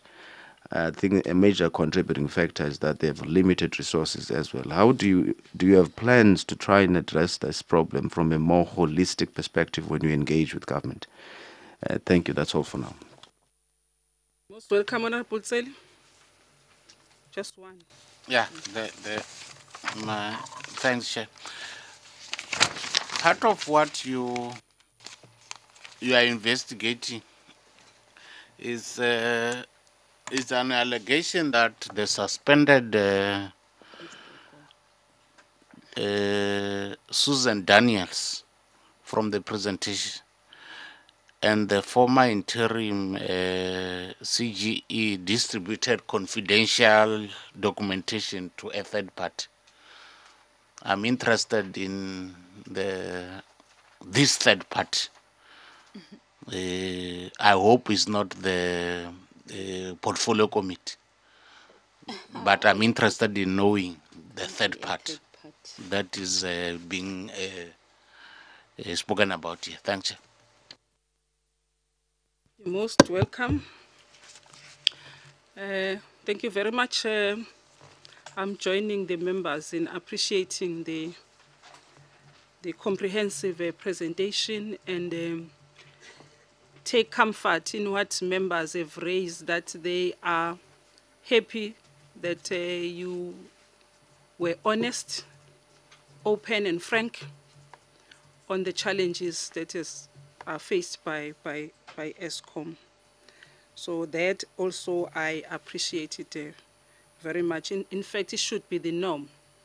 Whenever you come to the committee, you give us good news and give us bad news, and tell us what are you intending to do in order to mitigate those challenges, and so that we are able to also to assist you. So I'm just making that opening statement. But having said that, I would like to get an update on the process of converting the OCGT's diesel to dual fuel capacity, as you indicated in 2017 annual report, that will be done by the end of financial years 2017-18. Where is that process? But also join the members in raising the issue of the 18 billion debt by municipalities, to check where you direct bill consumers, like the example that was made of Soweto area in Johannesburg. How is your debt collection in that area and in other areas as well? Maybe as part of your recovery debt process, but I've observed that you have not been so lucky with those recovery debt process. Some of your consumers, be it business or residential, taking you to court, and the judgment outcomes of those court cases. The recent one was yesterday on the media yesterday, that really you are not being favored in that regard. And what will be your other strategy, not just you yourself alone, but I think working with SALGA and the Minister of Public Enterprises, working with the Minister of Cooperative Governance, and the latter part might be responded to by the department adding on your response. You note these questions, and then we'll just take a comfort break of few minutes, and then you come back and report on the financials. Can we take a comfort break of 15 minutes? 10 or 15? No, for to eat. I haven't had breakfast. 10 minutes. Let's have a comfort break of 10 minutes. You've been, yeah. This is not advisable to sit more than 2 hours, not being able to stretch, especially yourself, because we are making presentations and listening. Let's have that 10 minutes comfort break. Now the time is 11:23. We'll be back by 11:33. Thank you very much.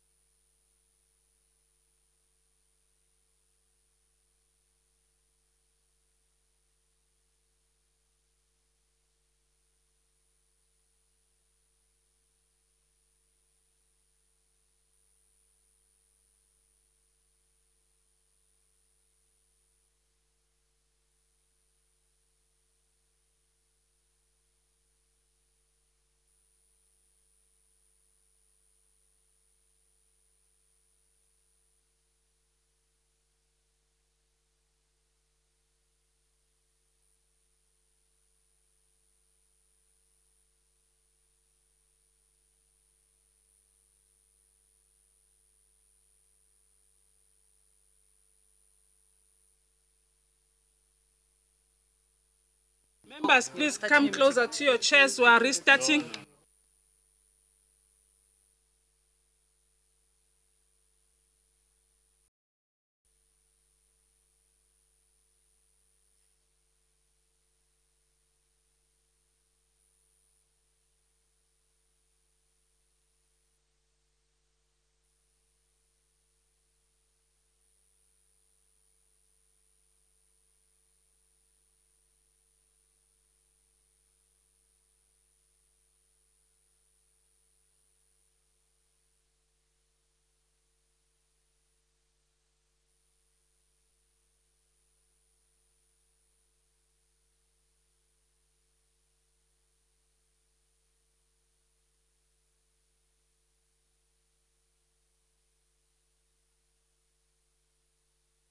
Thank you very much, honorable members. We are now getting to the second session of our reports by the Eskom. We are getting into the financials. Acting CFO, who is going to lead us, or you want to introduce the matter? CEO? Straight to the acting CFO, yeah? Please go ahead. Thank you, Honourable Chairperson and Honourable Members. If we go to the next slide. Just hold on a second. Sorry, Chair, wouldn't it be appropriate that we get the responses to the first round of questions so that we don't have so many questions which have to be responded to, and then we then take the financials after that? It's a proposal, unless if it's, yeah, unless if it, because so that we have got clarity even when we make follow-up questions on the financials of the. I used to do that, and members will say to save time, we must take all the report and then come back. I used to do that. But let me get, because the majority of members that usually attend, they've changed that approach. I used to do that, and they proposed that I take all the reports, not question, and then come back. Let me see the change. I know that you are supporting what Chivambo have. I've heard you when you made your comment. Let me get to the members that they changed me. Take today. No, I support Mr. Shivambu. What we need to just be cautious of is that there are so many questions. Maybe we need to give a certain time to answer those questions, because are we going to sit until 1 o'clock or later than 1 o'clock? So, but I do think that as far as possible, we need to answer the questions now. Thank you, Chair. The aim was to finish latest at 13:30, but that included the plan that is not ready, that we have cancelled, the strategic, the corporate plan, yes, and so that is not in place. So the meeting should have been at least finished by 12:30 or the latest 1300 hours. Is that the feeling of the House, that we get responses? Thank you. All right. Because are they ready?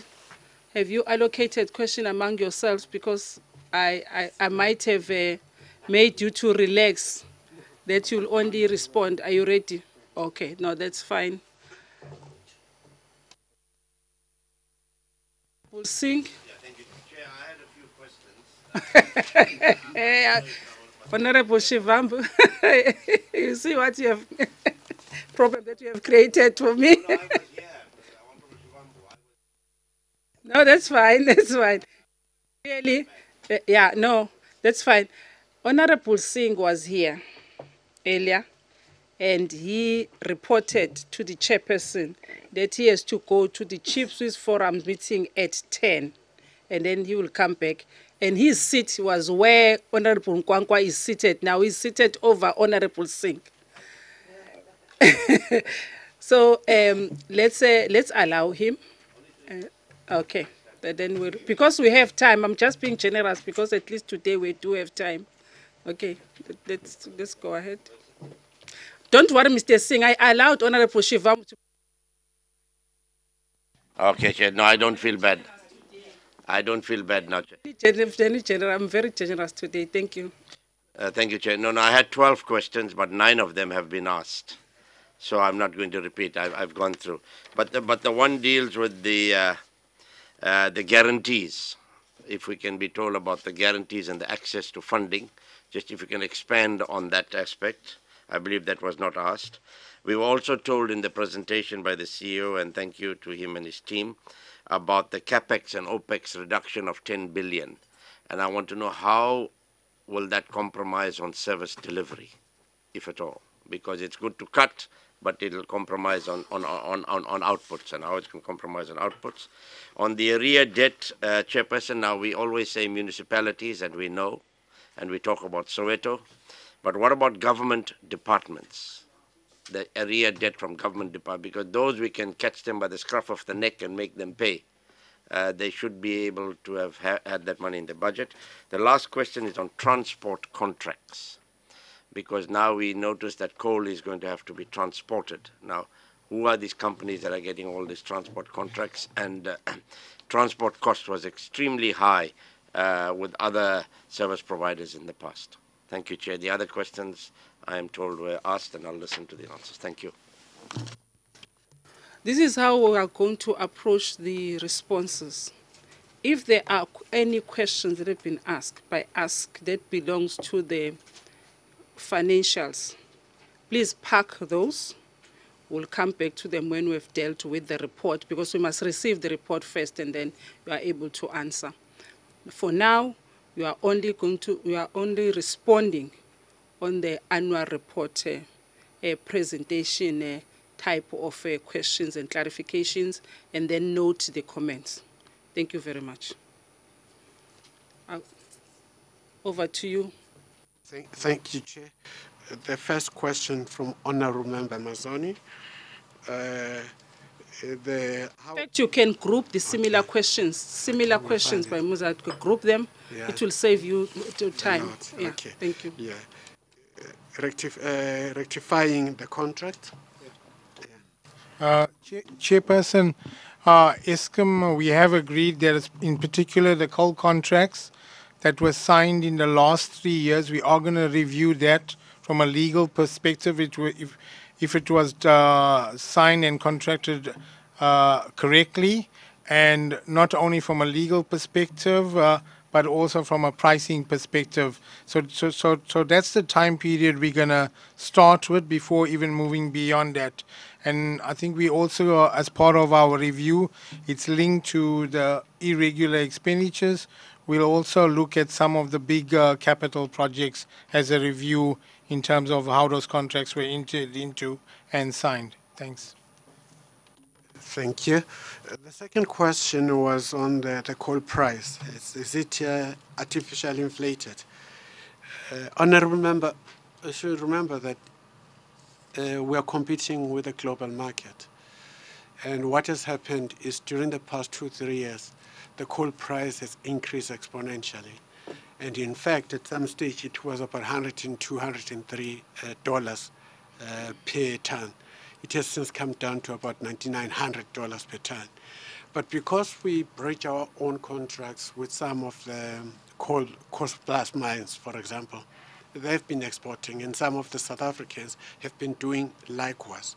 What we've tried to do is to mend the relationships, because we spoiled quite a lot of relationships. We've been interacting and engaging with the coal companies and apologizing where we went wrong. And we've begun to see that although the price is not exactly where we like it to be, but it's coming down a bit.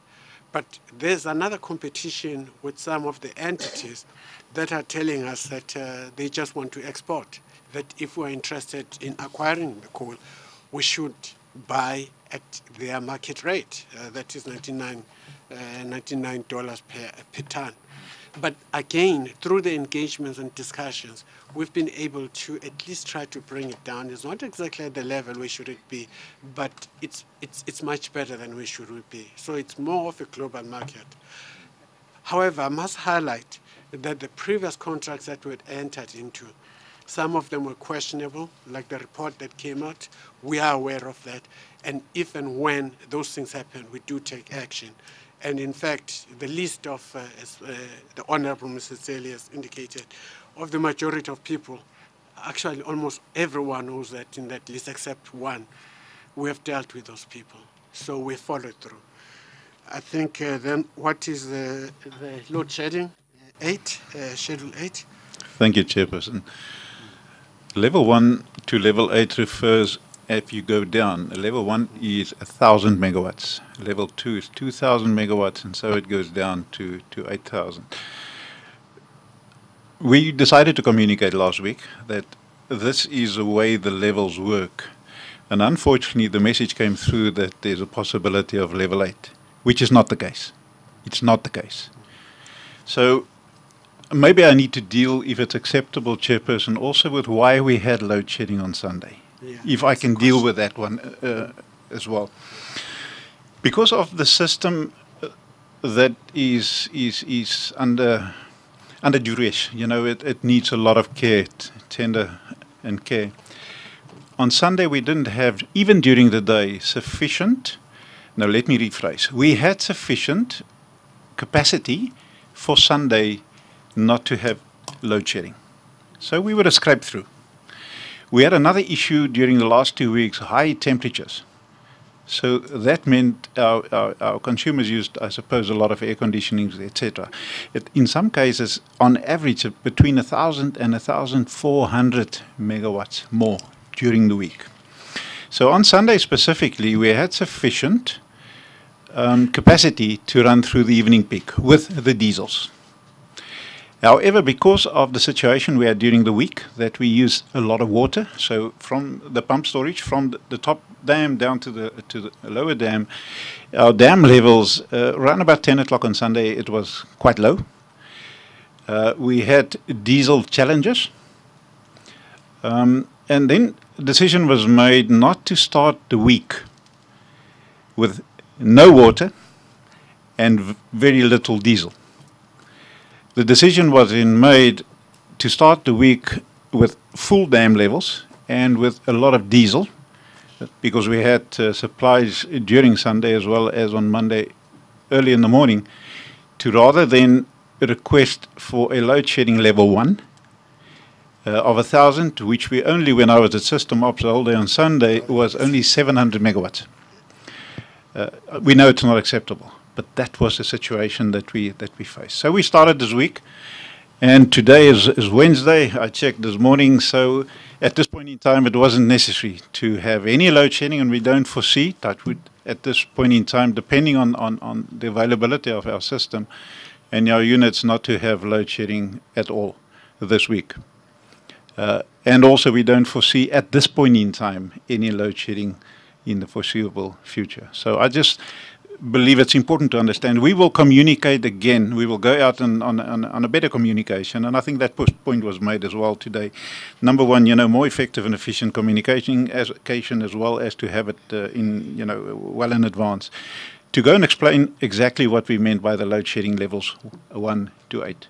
So it was never that we are now at level 8. So I think that deals with that question, and then let me deal with the other one as well. That was the problem childs, the problem power stations. We actually have a handful of them. Unfortunately, too many. It's actually more than a handful, but I'm going to list them. So we have Arnold. Arnold is a problem. Kendall is a problem. Duva is another problem. Tutuka is another problem. Majuba is another problem. And then, unfortunately, our 2 new power plants, Medupi and Kusile, are challenges as well. So the teething problems that I spoke about earlier, so and it's big units. It's nearly 800 megawatts per unit compared to a 6-pack, which is 600 megawatts.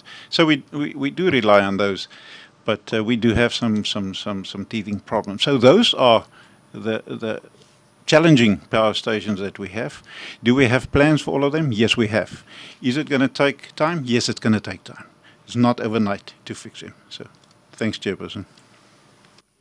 The question on the 90% increase on tariffs. Honourable Chair, yes. Eskom, the 90% demonstrates in terms of the regulatory mechanism and the formula. The member is correct that NERSA must allow for efficient operating costs, and a fair return on a revalued asset base.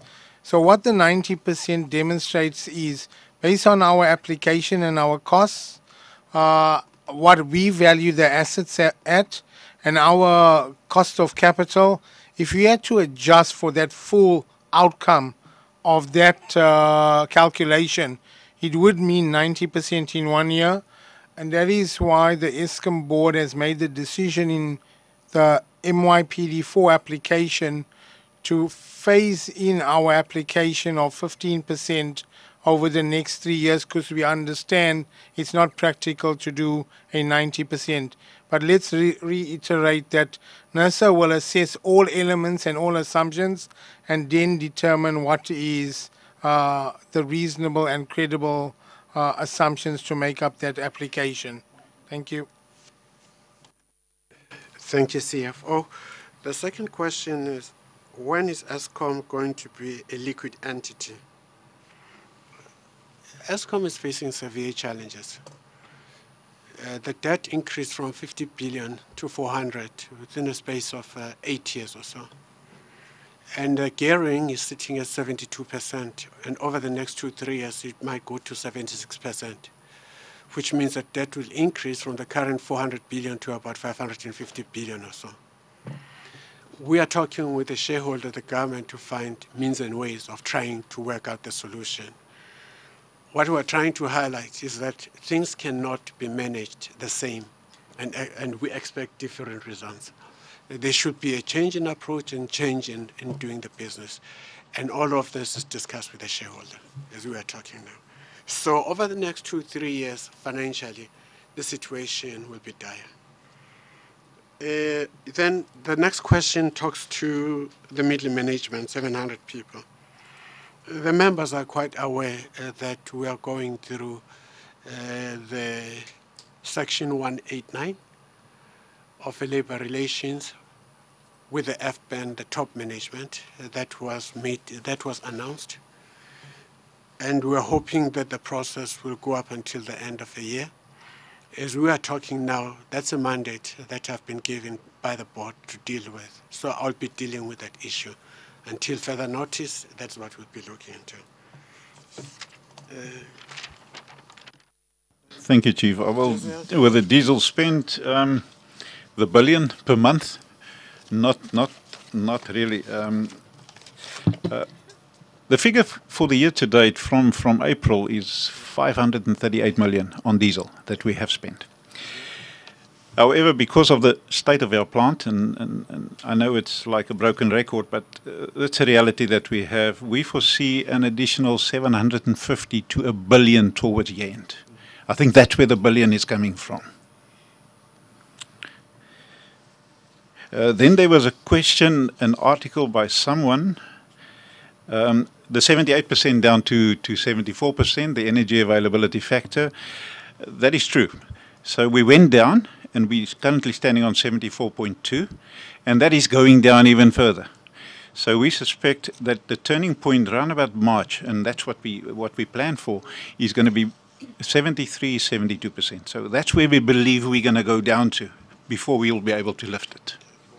How long are you going to burn diesel? And yeah, the diesel, thank you, Chair. The diesel we suspect will be burned till end of March. Yes, thank you.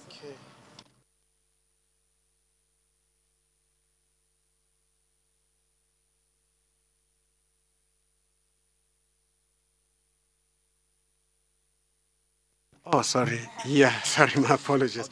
Yeah, it's Honorable Member Luyenge.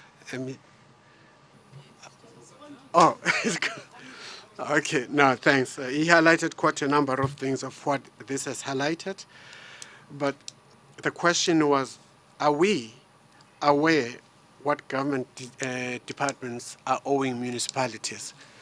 The answer is we do not know exactly what they do, because we contract the municipalities. But he did make a suggestion that maybe the committee, it would be much better if the committee could invite the departments and the municipalities to hear from that. I think they would be the best people to answer that. For us, unless we are dealing with Soweto and those areas who are our direct clients, we will know then if government owes us. But we have very few government that owe us, even including the departments. The story is beyond the municipalities, we don't know, and that is why maybe they should be brought here. The plan of using prepayment cards, that's a plan. That's what we wanted to do, and it's been discussed at inter-ministerial task team. But members should note that in some areas, the communities have not been that happy about that, destroying some of the prepayment cards that we have put in.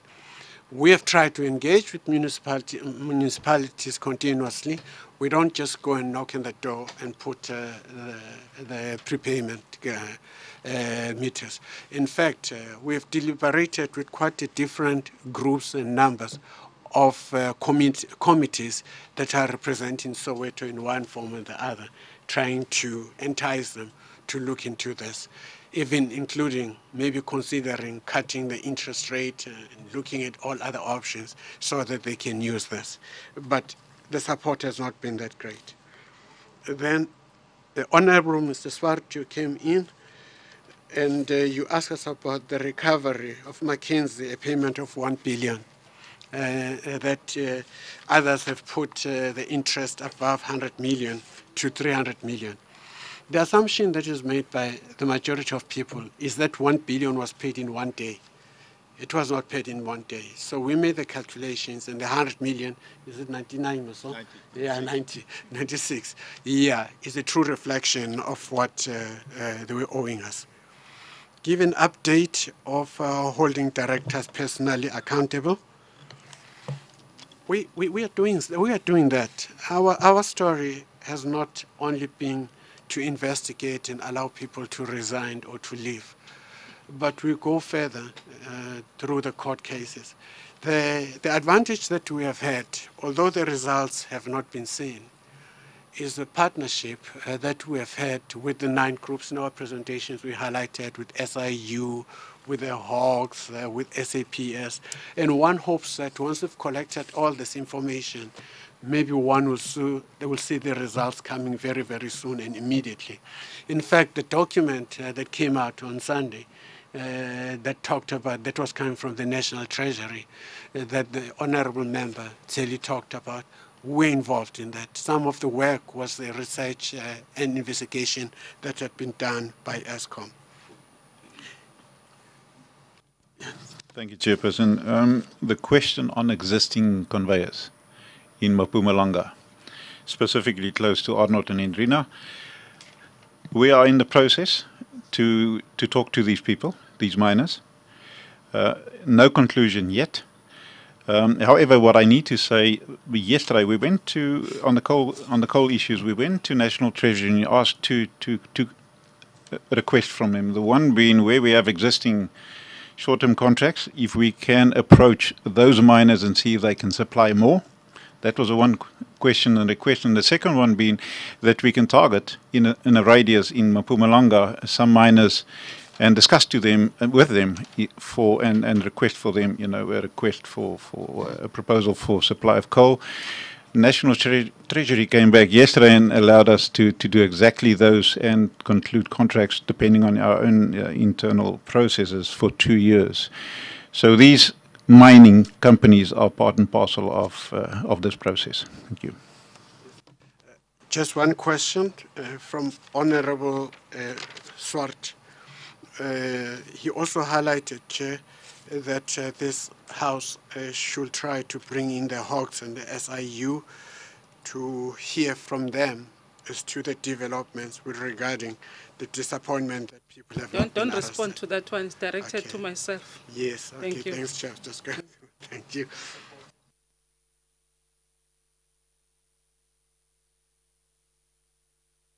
Go to Honourable Member Mr. Gatti. On the IPPs, yes. And the CFO will answer that.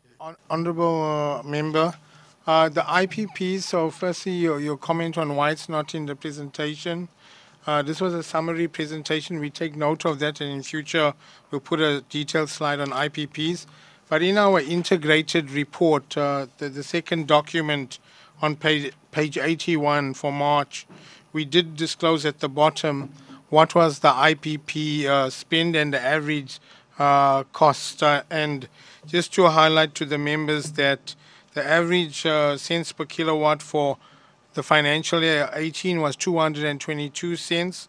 The previous year was 188 cents per kilowatt. And the spend in March 18 financial year was 19.3 billion. What I want to highlight to the committee from a regulatory perspective, Eskom asked for a total amount of revenue to cover the costs and its returns on its assets. So as part of the costs of primary energy, IPPs costs fit into that category.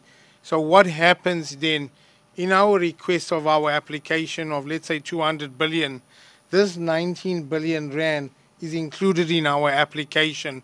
So Eskom does recover it through the tariff in terms of the methodology. If there's any under or over expenditure, Chairperson, that is dealt with through the regulatory clearing account mechanism. Thanks. Thank you. Then the question was on privatization of generation, distribution and transmission from Honorable Member Kaji. It's a shareholder's decision. You know, we are in SOE and we do what the shareholder dictates. And we will hear from the shareholder as to what is the future.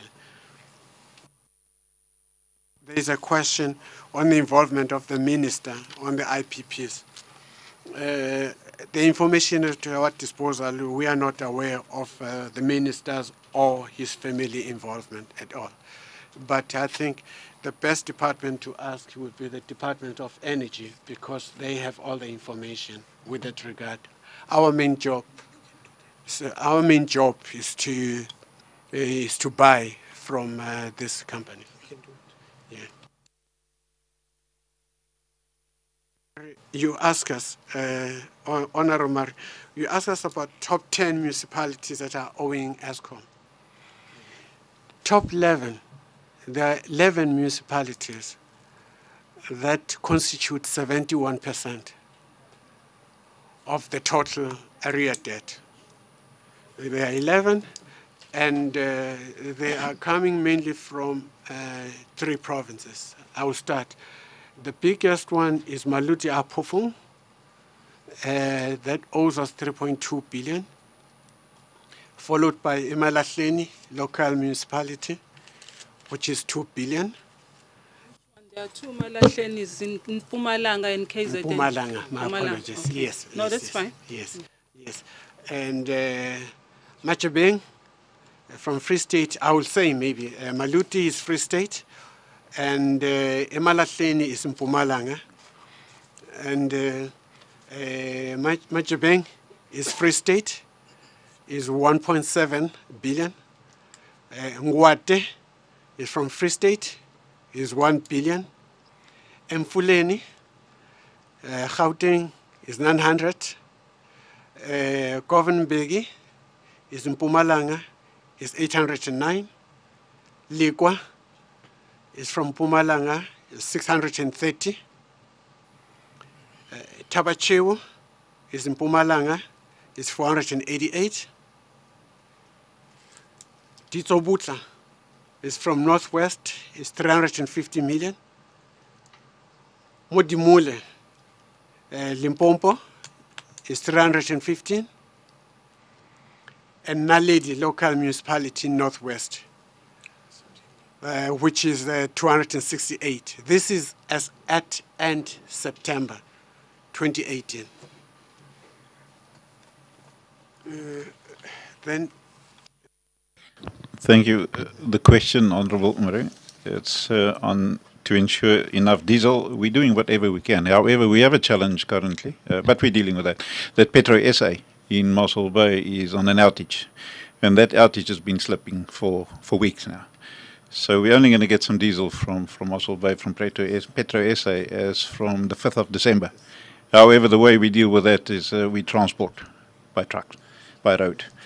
The question on Kuberg, yes, I confirm. The current date is 17th of December. So we on track for that. And Honourable Member, I've taken note of your comment on the 7th. Okay. Yes, Honourable Marie, you are right. You know, the communication. We were on Friday, and it happened on Sunday. There are a number of reasons. The intention was to let South Africans know, and it had been planned some time before.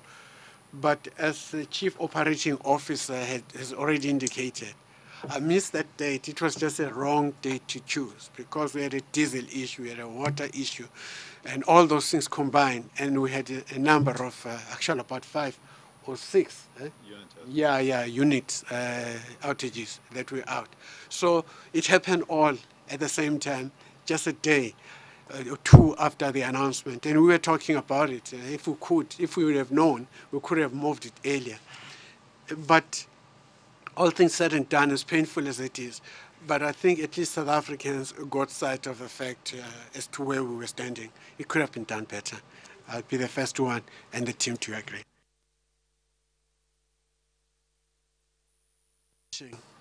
It's a valid point. It's a sad story.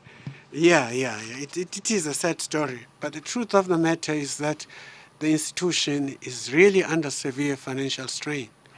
As we have already indicated, what we have done, we are not just looking at the head count. We started the financial or the cost initiatives, all of them, like we have listed, reducing CAPEX, OPEX, and the challenges we're facing, no salary increases, and targeting intensive energy users. Because this is a huge institution, that becomes a drop in the ocean. It doesn't have the kind of impact you'd like to see immediately where you can take those decisions. So unfortunately, this is one of those decisions that are painful to be taken, but under current circumstances, we lack options to avoid doing so. You have 10 minutes left. Okay. You know what will assist you? I know you are very thorough in responding to questions. Is not to repeat the question, just get into the responses straight away.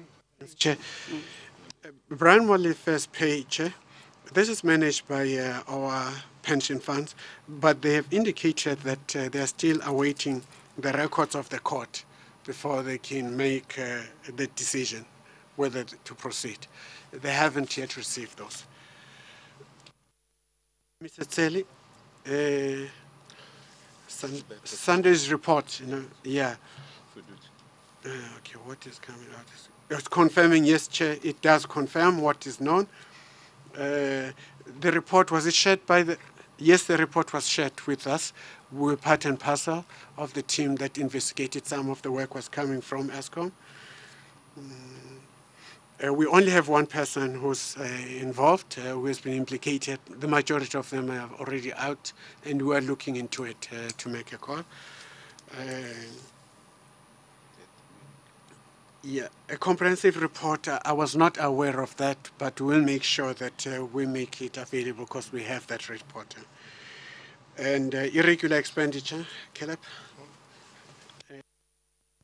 Chair, that's in the financial presentation as well as the funding, the guarantees. Salaries of the COS and CFO, they're also in the financials. Chair?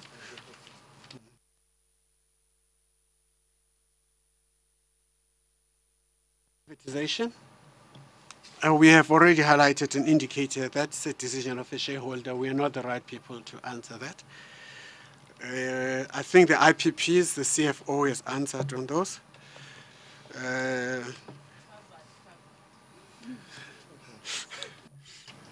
Chair, the split between our own generation and the IPPs, we have 14 IPPs ourselves, 150 megawatts ourselves.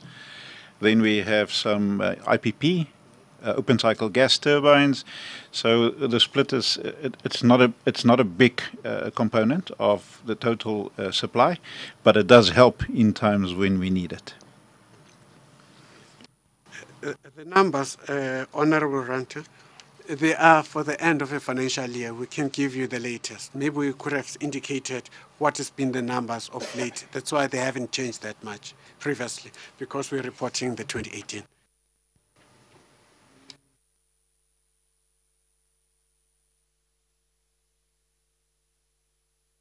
Yes, it is a legal entity, but it also has its directors, so we'll follow through. Is McKinsey helping? The case is with SIU, and I'm not sure whether McKinsey has been helpful in that, but I know that they were helpful when we're dealing with the 900 million. But SIU will know better. We've been working very closely with them. The question on lessons learned. What is sad, if you look at the report of 2008 and 2013-14, when we had the network, the system problems, and if you compare to what our independent assessment of the current situation is, it is 80% the same. So I believe, so what I'm saying is I don't believe we followed through in the past on what we said we will do. So we will take those as lessons learned and make sure it doesn't happen. Follow through.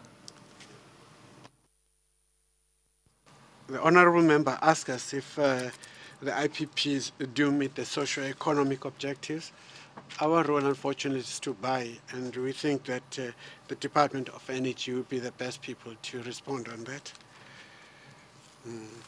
Cases. We have spoken about that, Chair, that unfortunately the arrest should be done by the law enforcing agencies. Prepayment, prepaid meters, we have spoken about that. Yeah, what can we do with those munis that cannot pay? Don't repeat the question. I keep forgetting. Yeah. Were you a teacher before?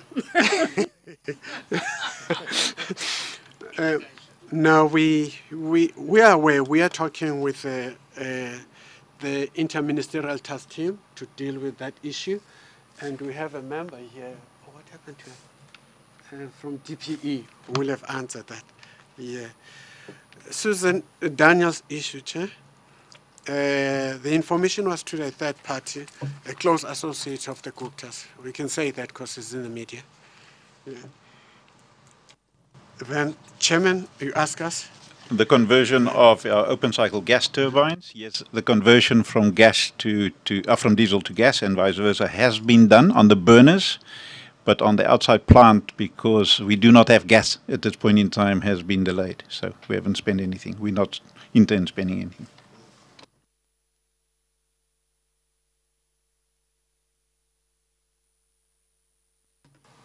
The 18 billion, Chair, excludes Soweto. If you include Soweto plus municipalities, the debt is about 28 billion. Yes. That is a challenge we are facing, but the interministerial task team is trying to look at a solution on this.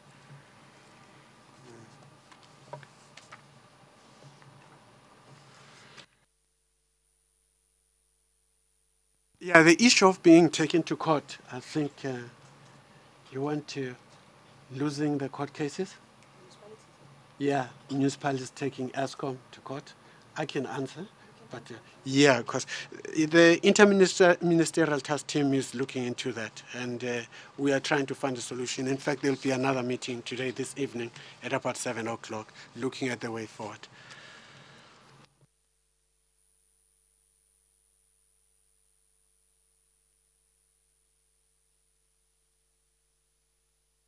CapEx and CapEx?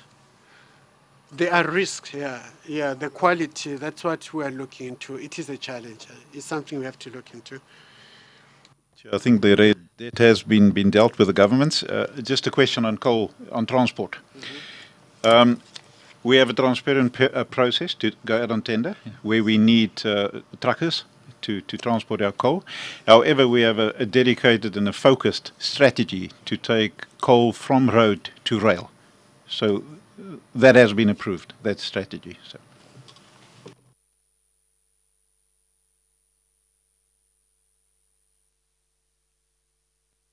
You're done. Take a sip of water and then get into the financials. Chair. Do Do you know, like, there's quick, Wait, no. there are quick things that we must clarify.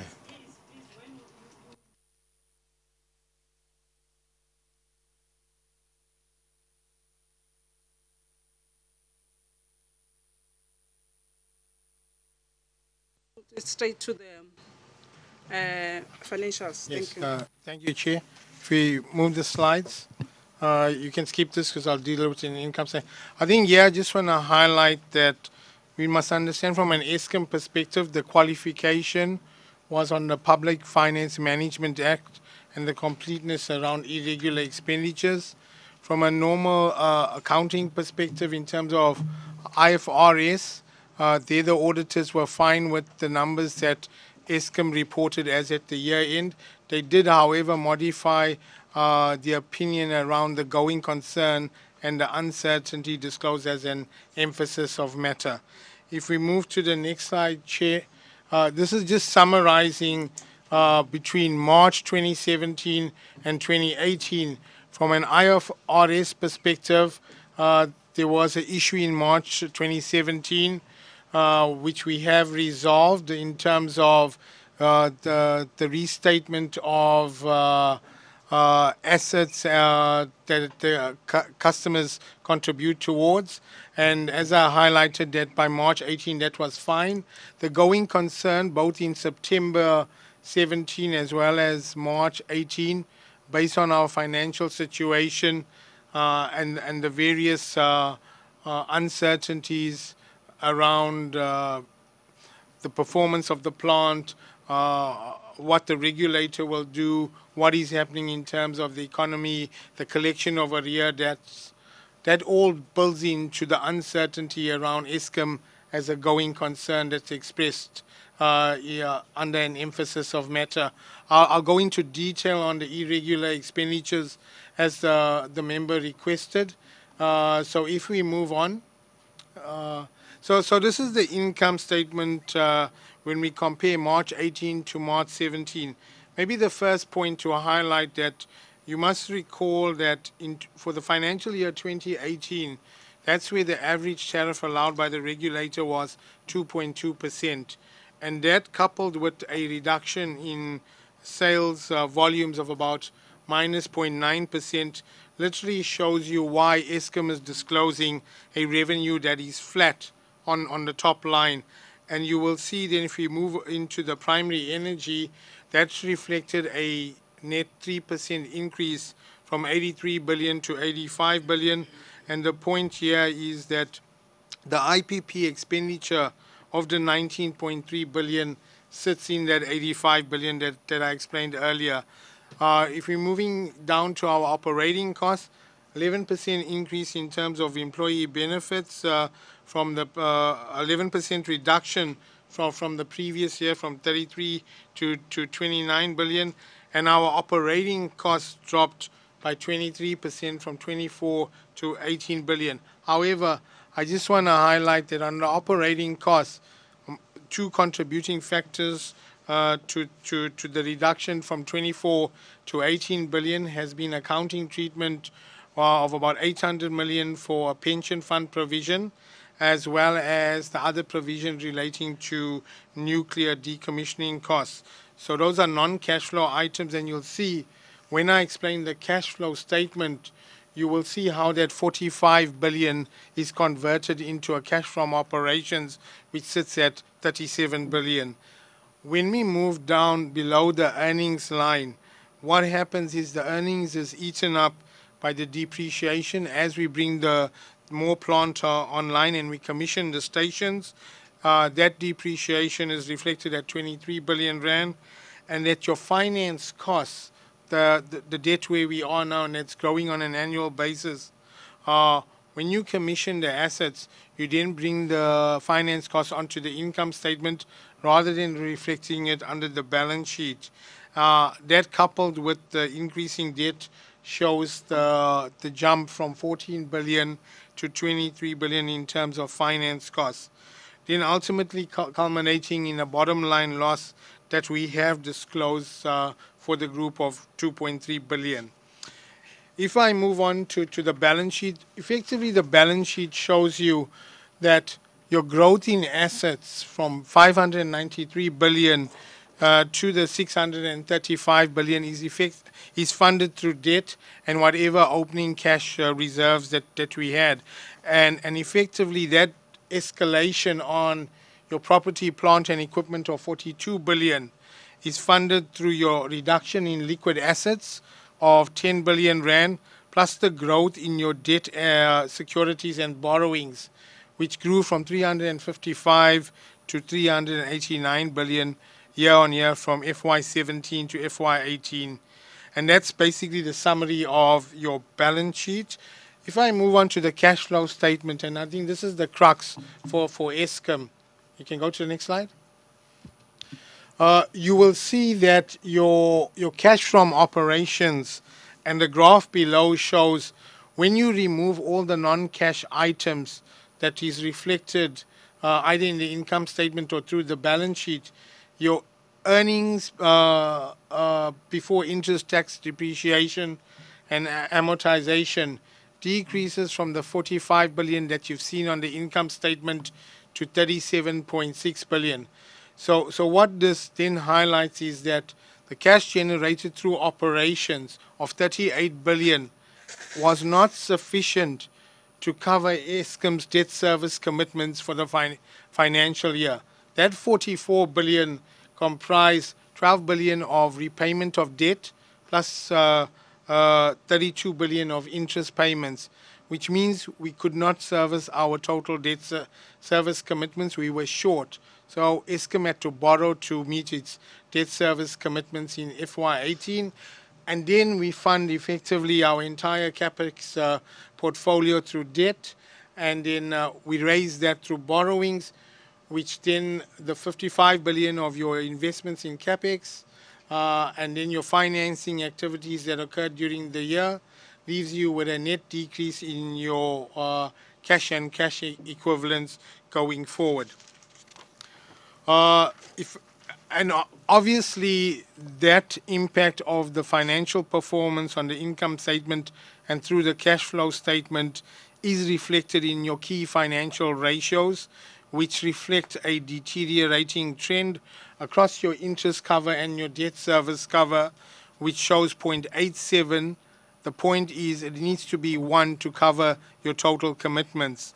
And as I highlighted, despite the EBITDA margin growing, there were some accounting entries that contributed to that performance. So if I think the point I just want to highlight here is that you will see that the profitability graph is showing that increasing trend. However, as a pure bottom line, it's literally showing very profits around 5 billion and then literally break even and showing a loss because of the point that I'm highlighted on the income statement. Depreciation and finance costs will swallow up whatever profits we've made. And as we commission the remainder of the units at Medupi and Kusile, further pressure will be expressed on the income statement below the earnings line going forward from an Eskom perspective.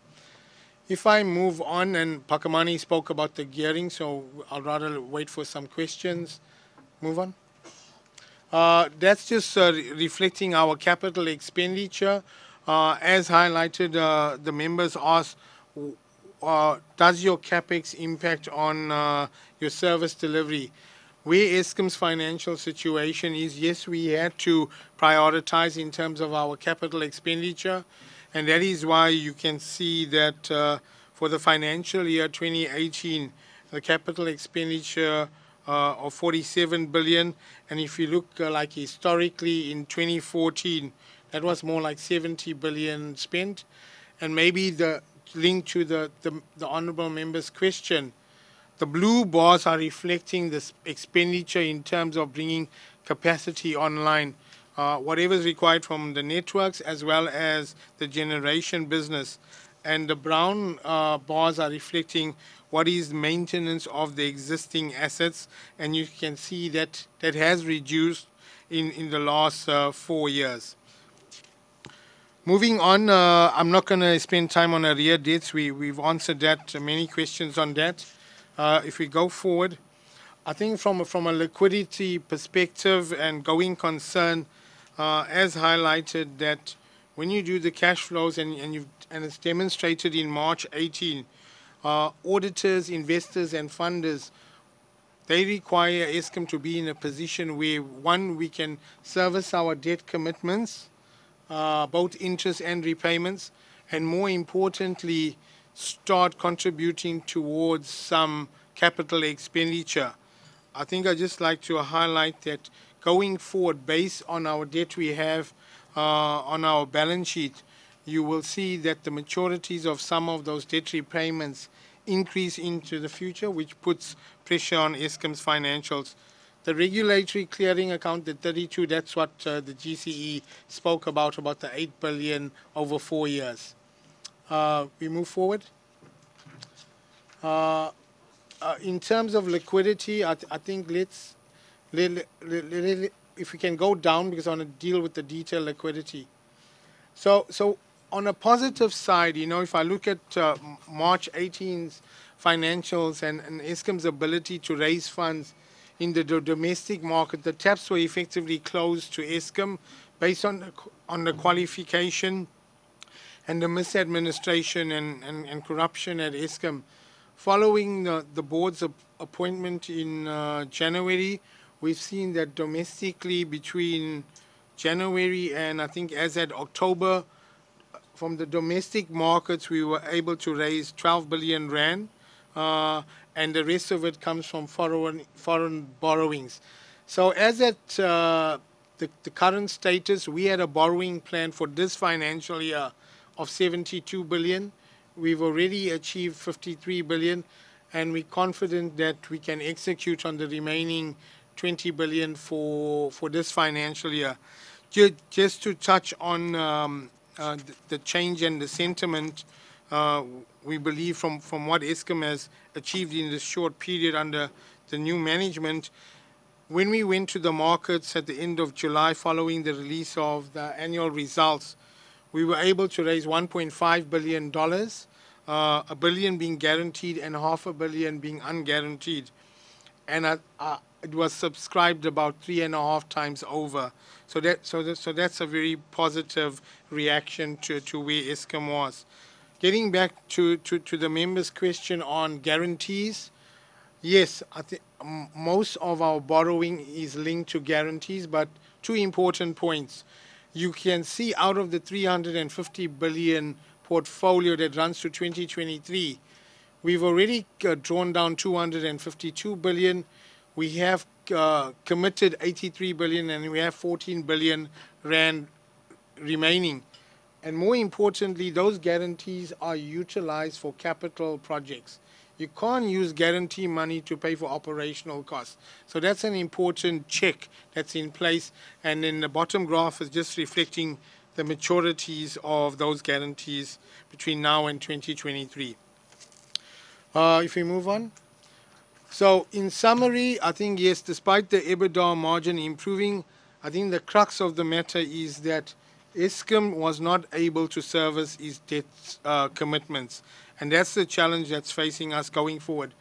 We must deal with our costs and reduce, and that's what we've done with the CapEx and looking to do with the OpEx. But the other element is that a tariff needs to also allow you to recover those costs and meet your debt service commitments, and that is why the approach to phasing in the MYPD4 application. Chief, if you allow me to move on, then I'll get into the big question that was raised around irregular expenditure and how did we get here. You can carry on. At the end of the day, following the qualification of March 17, we had to look at all our contracts and see whether we're in compliance of the regulations. And what we found that in terms of complete disclosure, we implemented a task team to look at it and disclose the irregular expenditure. it did reflect the number of contracts that were not fully compliant with different legislative requirements. Once you spend against those contracts, it must be disclosed as irregular. Now, the point here is that the 19.6 billion is firstly not just a reflection of what happened in FY18. It's a combination of us going back in certain transactions as far as 2012, but we did not convince the auditors that that 19.6 billion as at March was the extent of the full population, and thus the qualification. And if you go down, and if you look at the breakdown of those items that was disclosed in March 18, 4.8 billion rand was linked to sole source contracts. What we've agreed now as a mechanism to address this, that from our tender process we will always go out on the market, even if we know it's going to lead to a sole source, to avoid this irregular expenditure occurring going forward. And maybe linked to that, I just want to highlight that we've made the decision that only the group executives are now allowed to sign off a sole source request going forward from an Eskom perspective. And the same applies to emergency requests, and we've seen the trend improve. The second big item that was disclosed in the 19.6 billion, this was a requirement from a practice note in May 2016, which says if your contract deviates by 15% or 15 million, you must go and approach National Treasury to allow you to modify that contract. Eskom, their interpretation was that if the 15% was higher than the 15 million, we didn't have to approach National Treasury. We did confirm through this audit process that that was an incorrect interpretation, which means that's the amount that we did disclose in the financials. I want to highlight that that was a high-level exercise that we did, and during the course of this financial year, we're going into the detail around that 6.5 billion.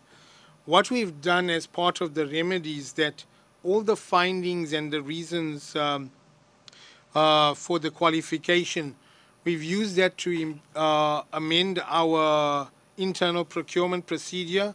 That has been rolled out to the business from 1 April. And over and above that, our Audit and Risk Committee for this financial year has requested an independent review of our policies and procedures. So we got external support to look at that. And from the compliance element to address the qualification, we've got a second resource from external support to help us address that. I want to highlight that this is a key focus area. We want to ensure that firstly the trend comes downwards, and we get to a point where we're not disclosing irregular expenditure. However, as highlighted earlier, there's a lot of work that needs to be done. There's over 6,000 contracts that Eskom currently has that we're working with. So yes, we will see irregular expenditure reported in this financial year. The goal for Eskom is to demonstrate now we're capturing everything and to avoid a qualification. If we go on. Chair, that's just details of what we've done. I've just verbally explained some of the key items. And on maybe, let me just touch on one or two.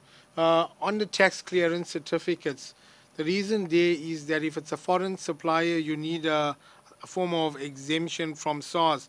And most of the irregular expenditure around the tax clearance relates to our nuclear spend for Kuberg-related activities. In terms of the CIDB website, that control has been implemented, and we ensure now that everything that we go forward is presented and disclosed on the website. So if we go into the activities that Eskom has undertaken, it's training, it's awareness, it's systems and processes. For example, we now have all our contracts in one central repository, whereas previously it was across the various business units. And we touch on cases and investigations, so I'm not going to go into detail on that. So this is just a bit more detail on why did we get here, what are we doing in terms of contract management, and maybe the only point I want to highlight to the committee, it's one thing looking at a contract from a compliance perspective. The second one now, what we're busy with as a phase 2 for this financial year, if the contract has specific terms and conditions, we call it contract in execution. Are we executing our contracts per the legislation? And maybe that's part of the review of the coal contracts and other contracts, which is the phase 2 scope that Eskom is going through. And you can see there we've got contracts, 205 contracts that are over R1 billion. To date, we've gone through about 80 of the 200 that's dealing with the contracts in execution, and we will complete that by year end. I think an important element of our procurement issues and the PFMA and the qualification is the relationship and the guidance that we've began developing with National Treasury. There's great support, but we must make sure that we work with them to address this issue in terms of avoiding a repeat qualification. And an element of that includes that where condemnations are requested from National Treasury, we have submitted, and we need to engage with them to give them the necessary information to then allow for those condemnations to be processed during this financial year. If I move on. So we can, I've talked over this. And then if we go forward, this is just a graphic of what we're doing for this financial year in terms of the recovery, and the next slides effectively reflected at a much more detailed level. So I'm not going to talk through that. You can go down. And maybe the last issue was just around reportable irregularities. And I think through the questions, we've addressed many of them. So I'm not going to spend time and rather take questions. Chair, that's from my side. Thank you. Chairperson, just the one question under the financials. There was a question around executive remuneration. As part of our annual financial statements, under note 49 on... I'm not responding as yet. Oh. You'll build Okay. that when we Okay. respond to questions. Thanks. Thank you so much for the presentation. I'm now taking hands.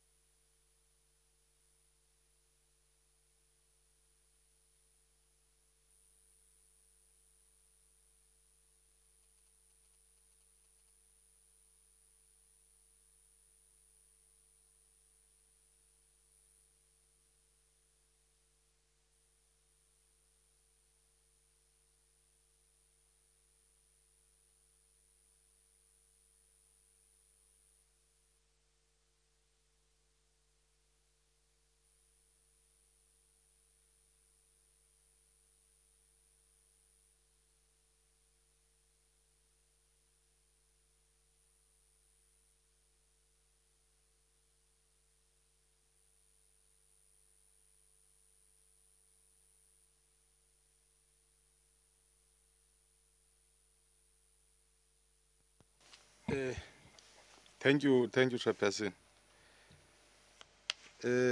Chair, the question that I have relates first to the asset management of Eskom. Do you still have the same asset management policy and register for all Eskom assets since your takeover? If that is the case, what is the value against the assets that are being used, including the machines that are there, which some of them were claimed to be too old to be used. I'm referring to those that at the power producers. So where you have a 15-year-old machine which was supposed to have been disposed of after 5 or 10 years. And then what is the plan of Eskom to ensure that you have quality assets in order to ensure that you produce quality of electricity? Secondly, Chairperson, the third one, and let me take this. The third one is around the retention strategy. Do you have a retention strategy that is talking to a situation whereby you identify quality amongst the deadwood that you might have in this process that you are engaged in the disciplinary hearings versus the expertise that you would want to keep within the organization? Thank you. Can I indicate that we take 3 questions from each member, up to. Thank you. It's your turn. Thank you, Chairperson. CFO, I think the general consensus around South Africa is that everyone knows that things went terribly wrong at Eskom. They know it was a captured company. They know that we're trying to fix it. But what is crippling to us as a nation and certainly to us as Parliament is that nothing seems to be being done to the bad guys. So, for example, Brian Molefe, I've laid criminal charges against him in terms of breaches of the PFMA and in terms of poker. The previous board, I laid charges against the entire previous board because we had prima facie evidence of state capture. Mashele Koko has 2 criminal charges that I've laid against him. One of them in terms of a tender of over R1 billion that he gave his daughter. Anoj Singh, I've laid criminal charges for various issues, including the Tegeta deal, links to state capture. McKinsey and Trillion, I've laid criminal charges. Now, I can go on and on and on because there's so many charges that I've laid. Now, in all this irregular expenditure, in all of this malfeasance that you're uncovering, I mean, so we uncover it and we know that it's there, and we go to Treasury and we tell Treasury, this is what we've uncovered, this is what's wrong. Someone had to have executed it. Someone had to have signed off on it. So what do you do with this information now as CFO? What do you do when you go to your board and you say, this is who's responsible for the malfeasance, this is how it was done, this is how much money is gone? Do you go like us and lay criminal charges? I know you have laid criminal charges. Will you tell us who you've laid these charges against and where you are in terms of where those criminal charges are? Are you going to ask the Zondo Commission for permission to appear as the board and tell them about the malfeasance that you found? Because here we're not talking about small change. We're talking about billions and billions of rands that have been abused. A company that was almost destroyed. But the South African public needs something tangible to understand that we're serious about turning the corner here. And so, I mean, I thank you for your very honest and open presentation. And I understand that you are not part of the board and that you are part of the board that's coming in to try and fix the wrongs, and that it's an almost impossible mammoth task that you have on your hands. But how do we go forward in making sure that those who need to be held accountable are held to account. Because even the Brian Malefi pension issue, to think that it is still ongoing, boggles my mind. Any other country in the world, he'd be sitting in CMAX. But here, it's Round off, ongoing. please. So please, take us into your confidence and tell us what we can expect from a board that's showing its muscle. Thank you. Honorable Shivambu, you are next. No, thank you, Chair. You know, in the 2017 report of Eskom, there was a issue said there about IPPs, and it says that Eskom suffers from an excessively wide margin of surplus capacity.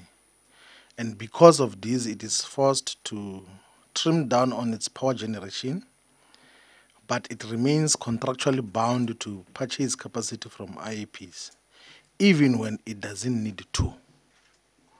So the question that is the continued purchasing of power from IPPs sustainable? Do you need to? And that is linked to the first question I asked you, like, you admitted to 222 cents of purchasing from IPPs, but you have not said how much do you sell to the public. You actually spoke about generation. You tried to justify that. I'm not asking for that. I'm asking for the exact number. How much do you sell electricity per kilowatt or to now the end user? Not whether you generate it or not. That is where we must start. And do you need the IPPs with the capacity of generating? That is an issue that has got a direct impact in terms of your finances. The second question is, how much do you owe? What is the debt levels of Eskom? And how much of that is state guaranteed? The last question relates to how much do you owe the PIC in terms of the overall debt? Because there was a question of converting the PIC debt into equity to could free up some of the resources in Eskom. I think that those are the specific questions that we need to respond to. Thank you. Honorable Singh.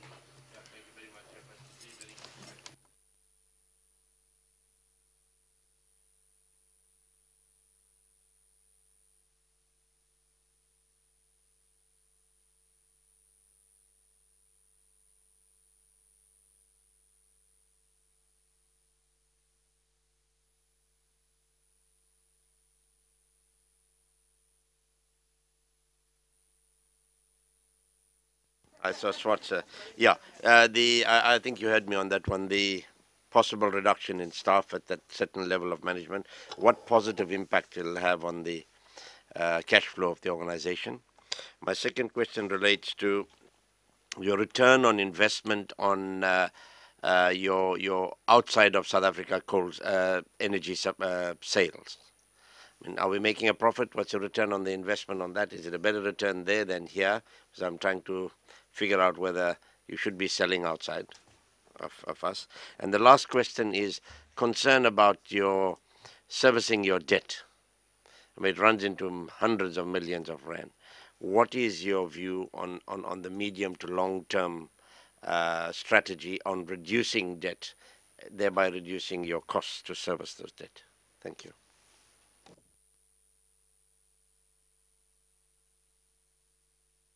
Thank you very much. Honorable Nkwankwa, it's your turn. I'm covered, Chair. I wanted to ask the question specifically about the debt. Thank you very much for saving me time. Honorable Tseli, it's your turn. Chair, just two issues. One is from your interventions that you made from the social responsibility point of view. If you can just share with us. The last one is with regard to your 9-point recovery plan. I was looking at the aspects involved there. How much are we likely to save if we're to implement the 9-point recovery plan? Thanks.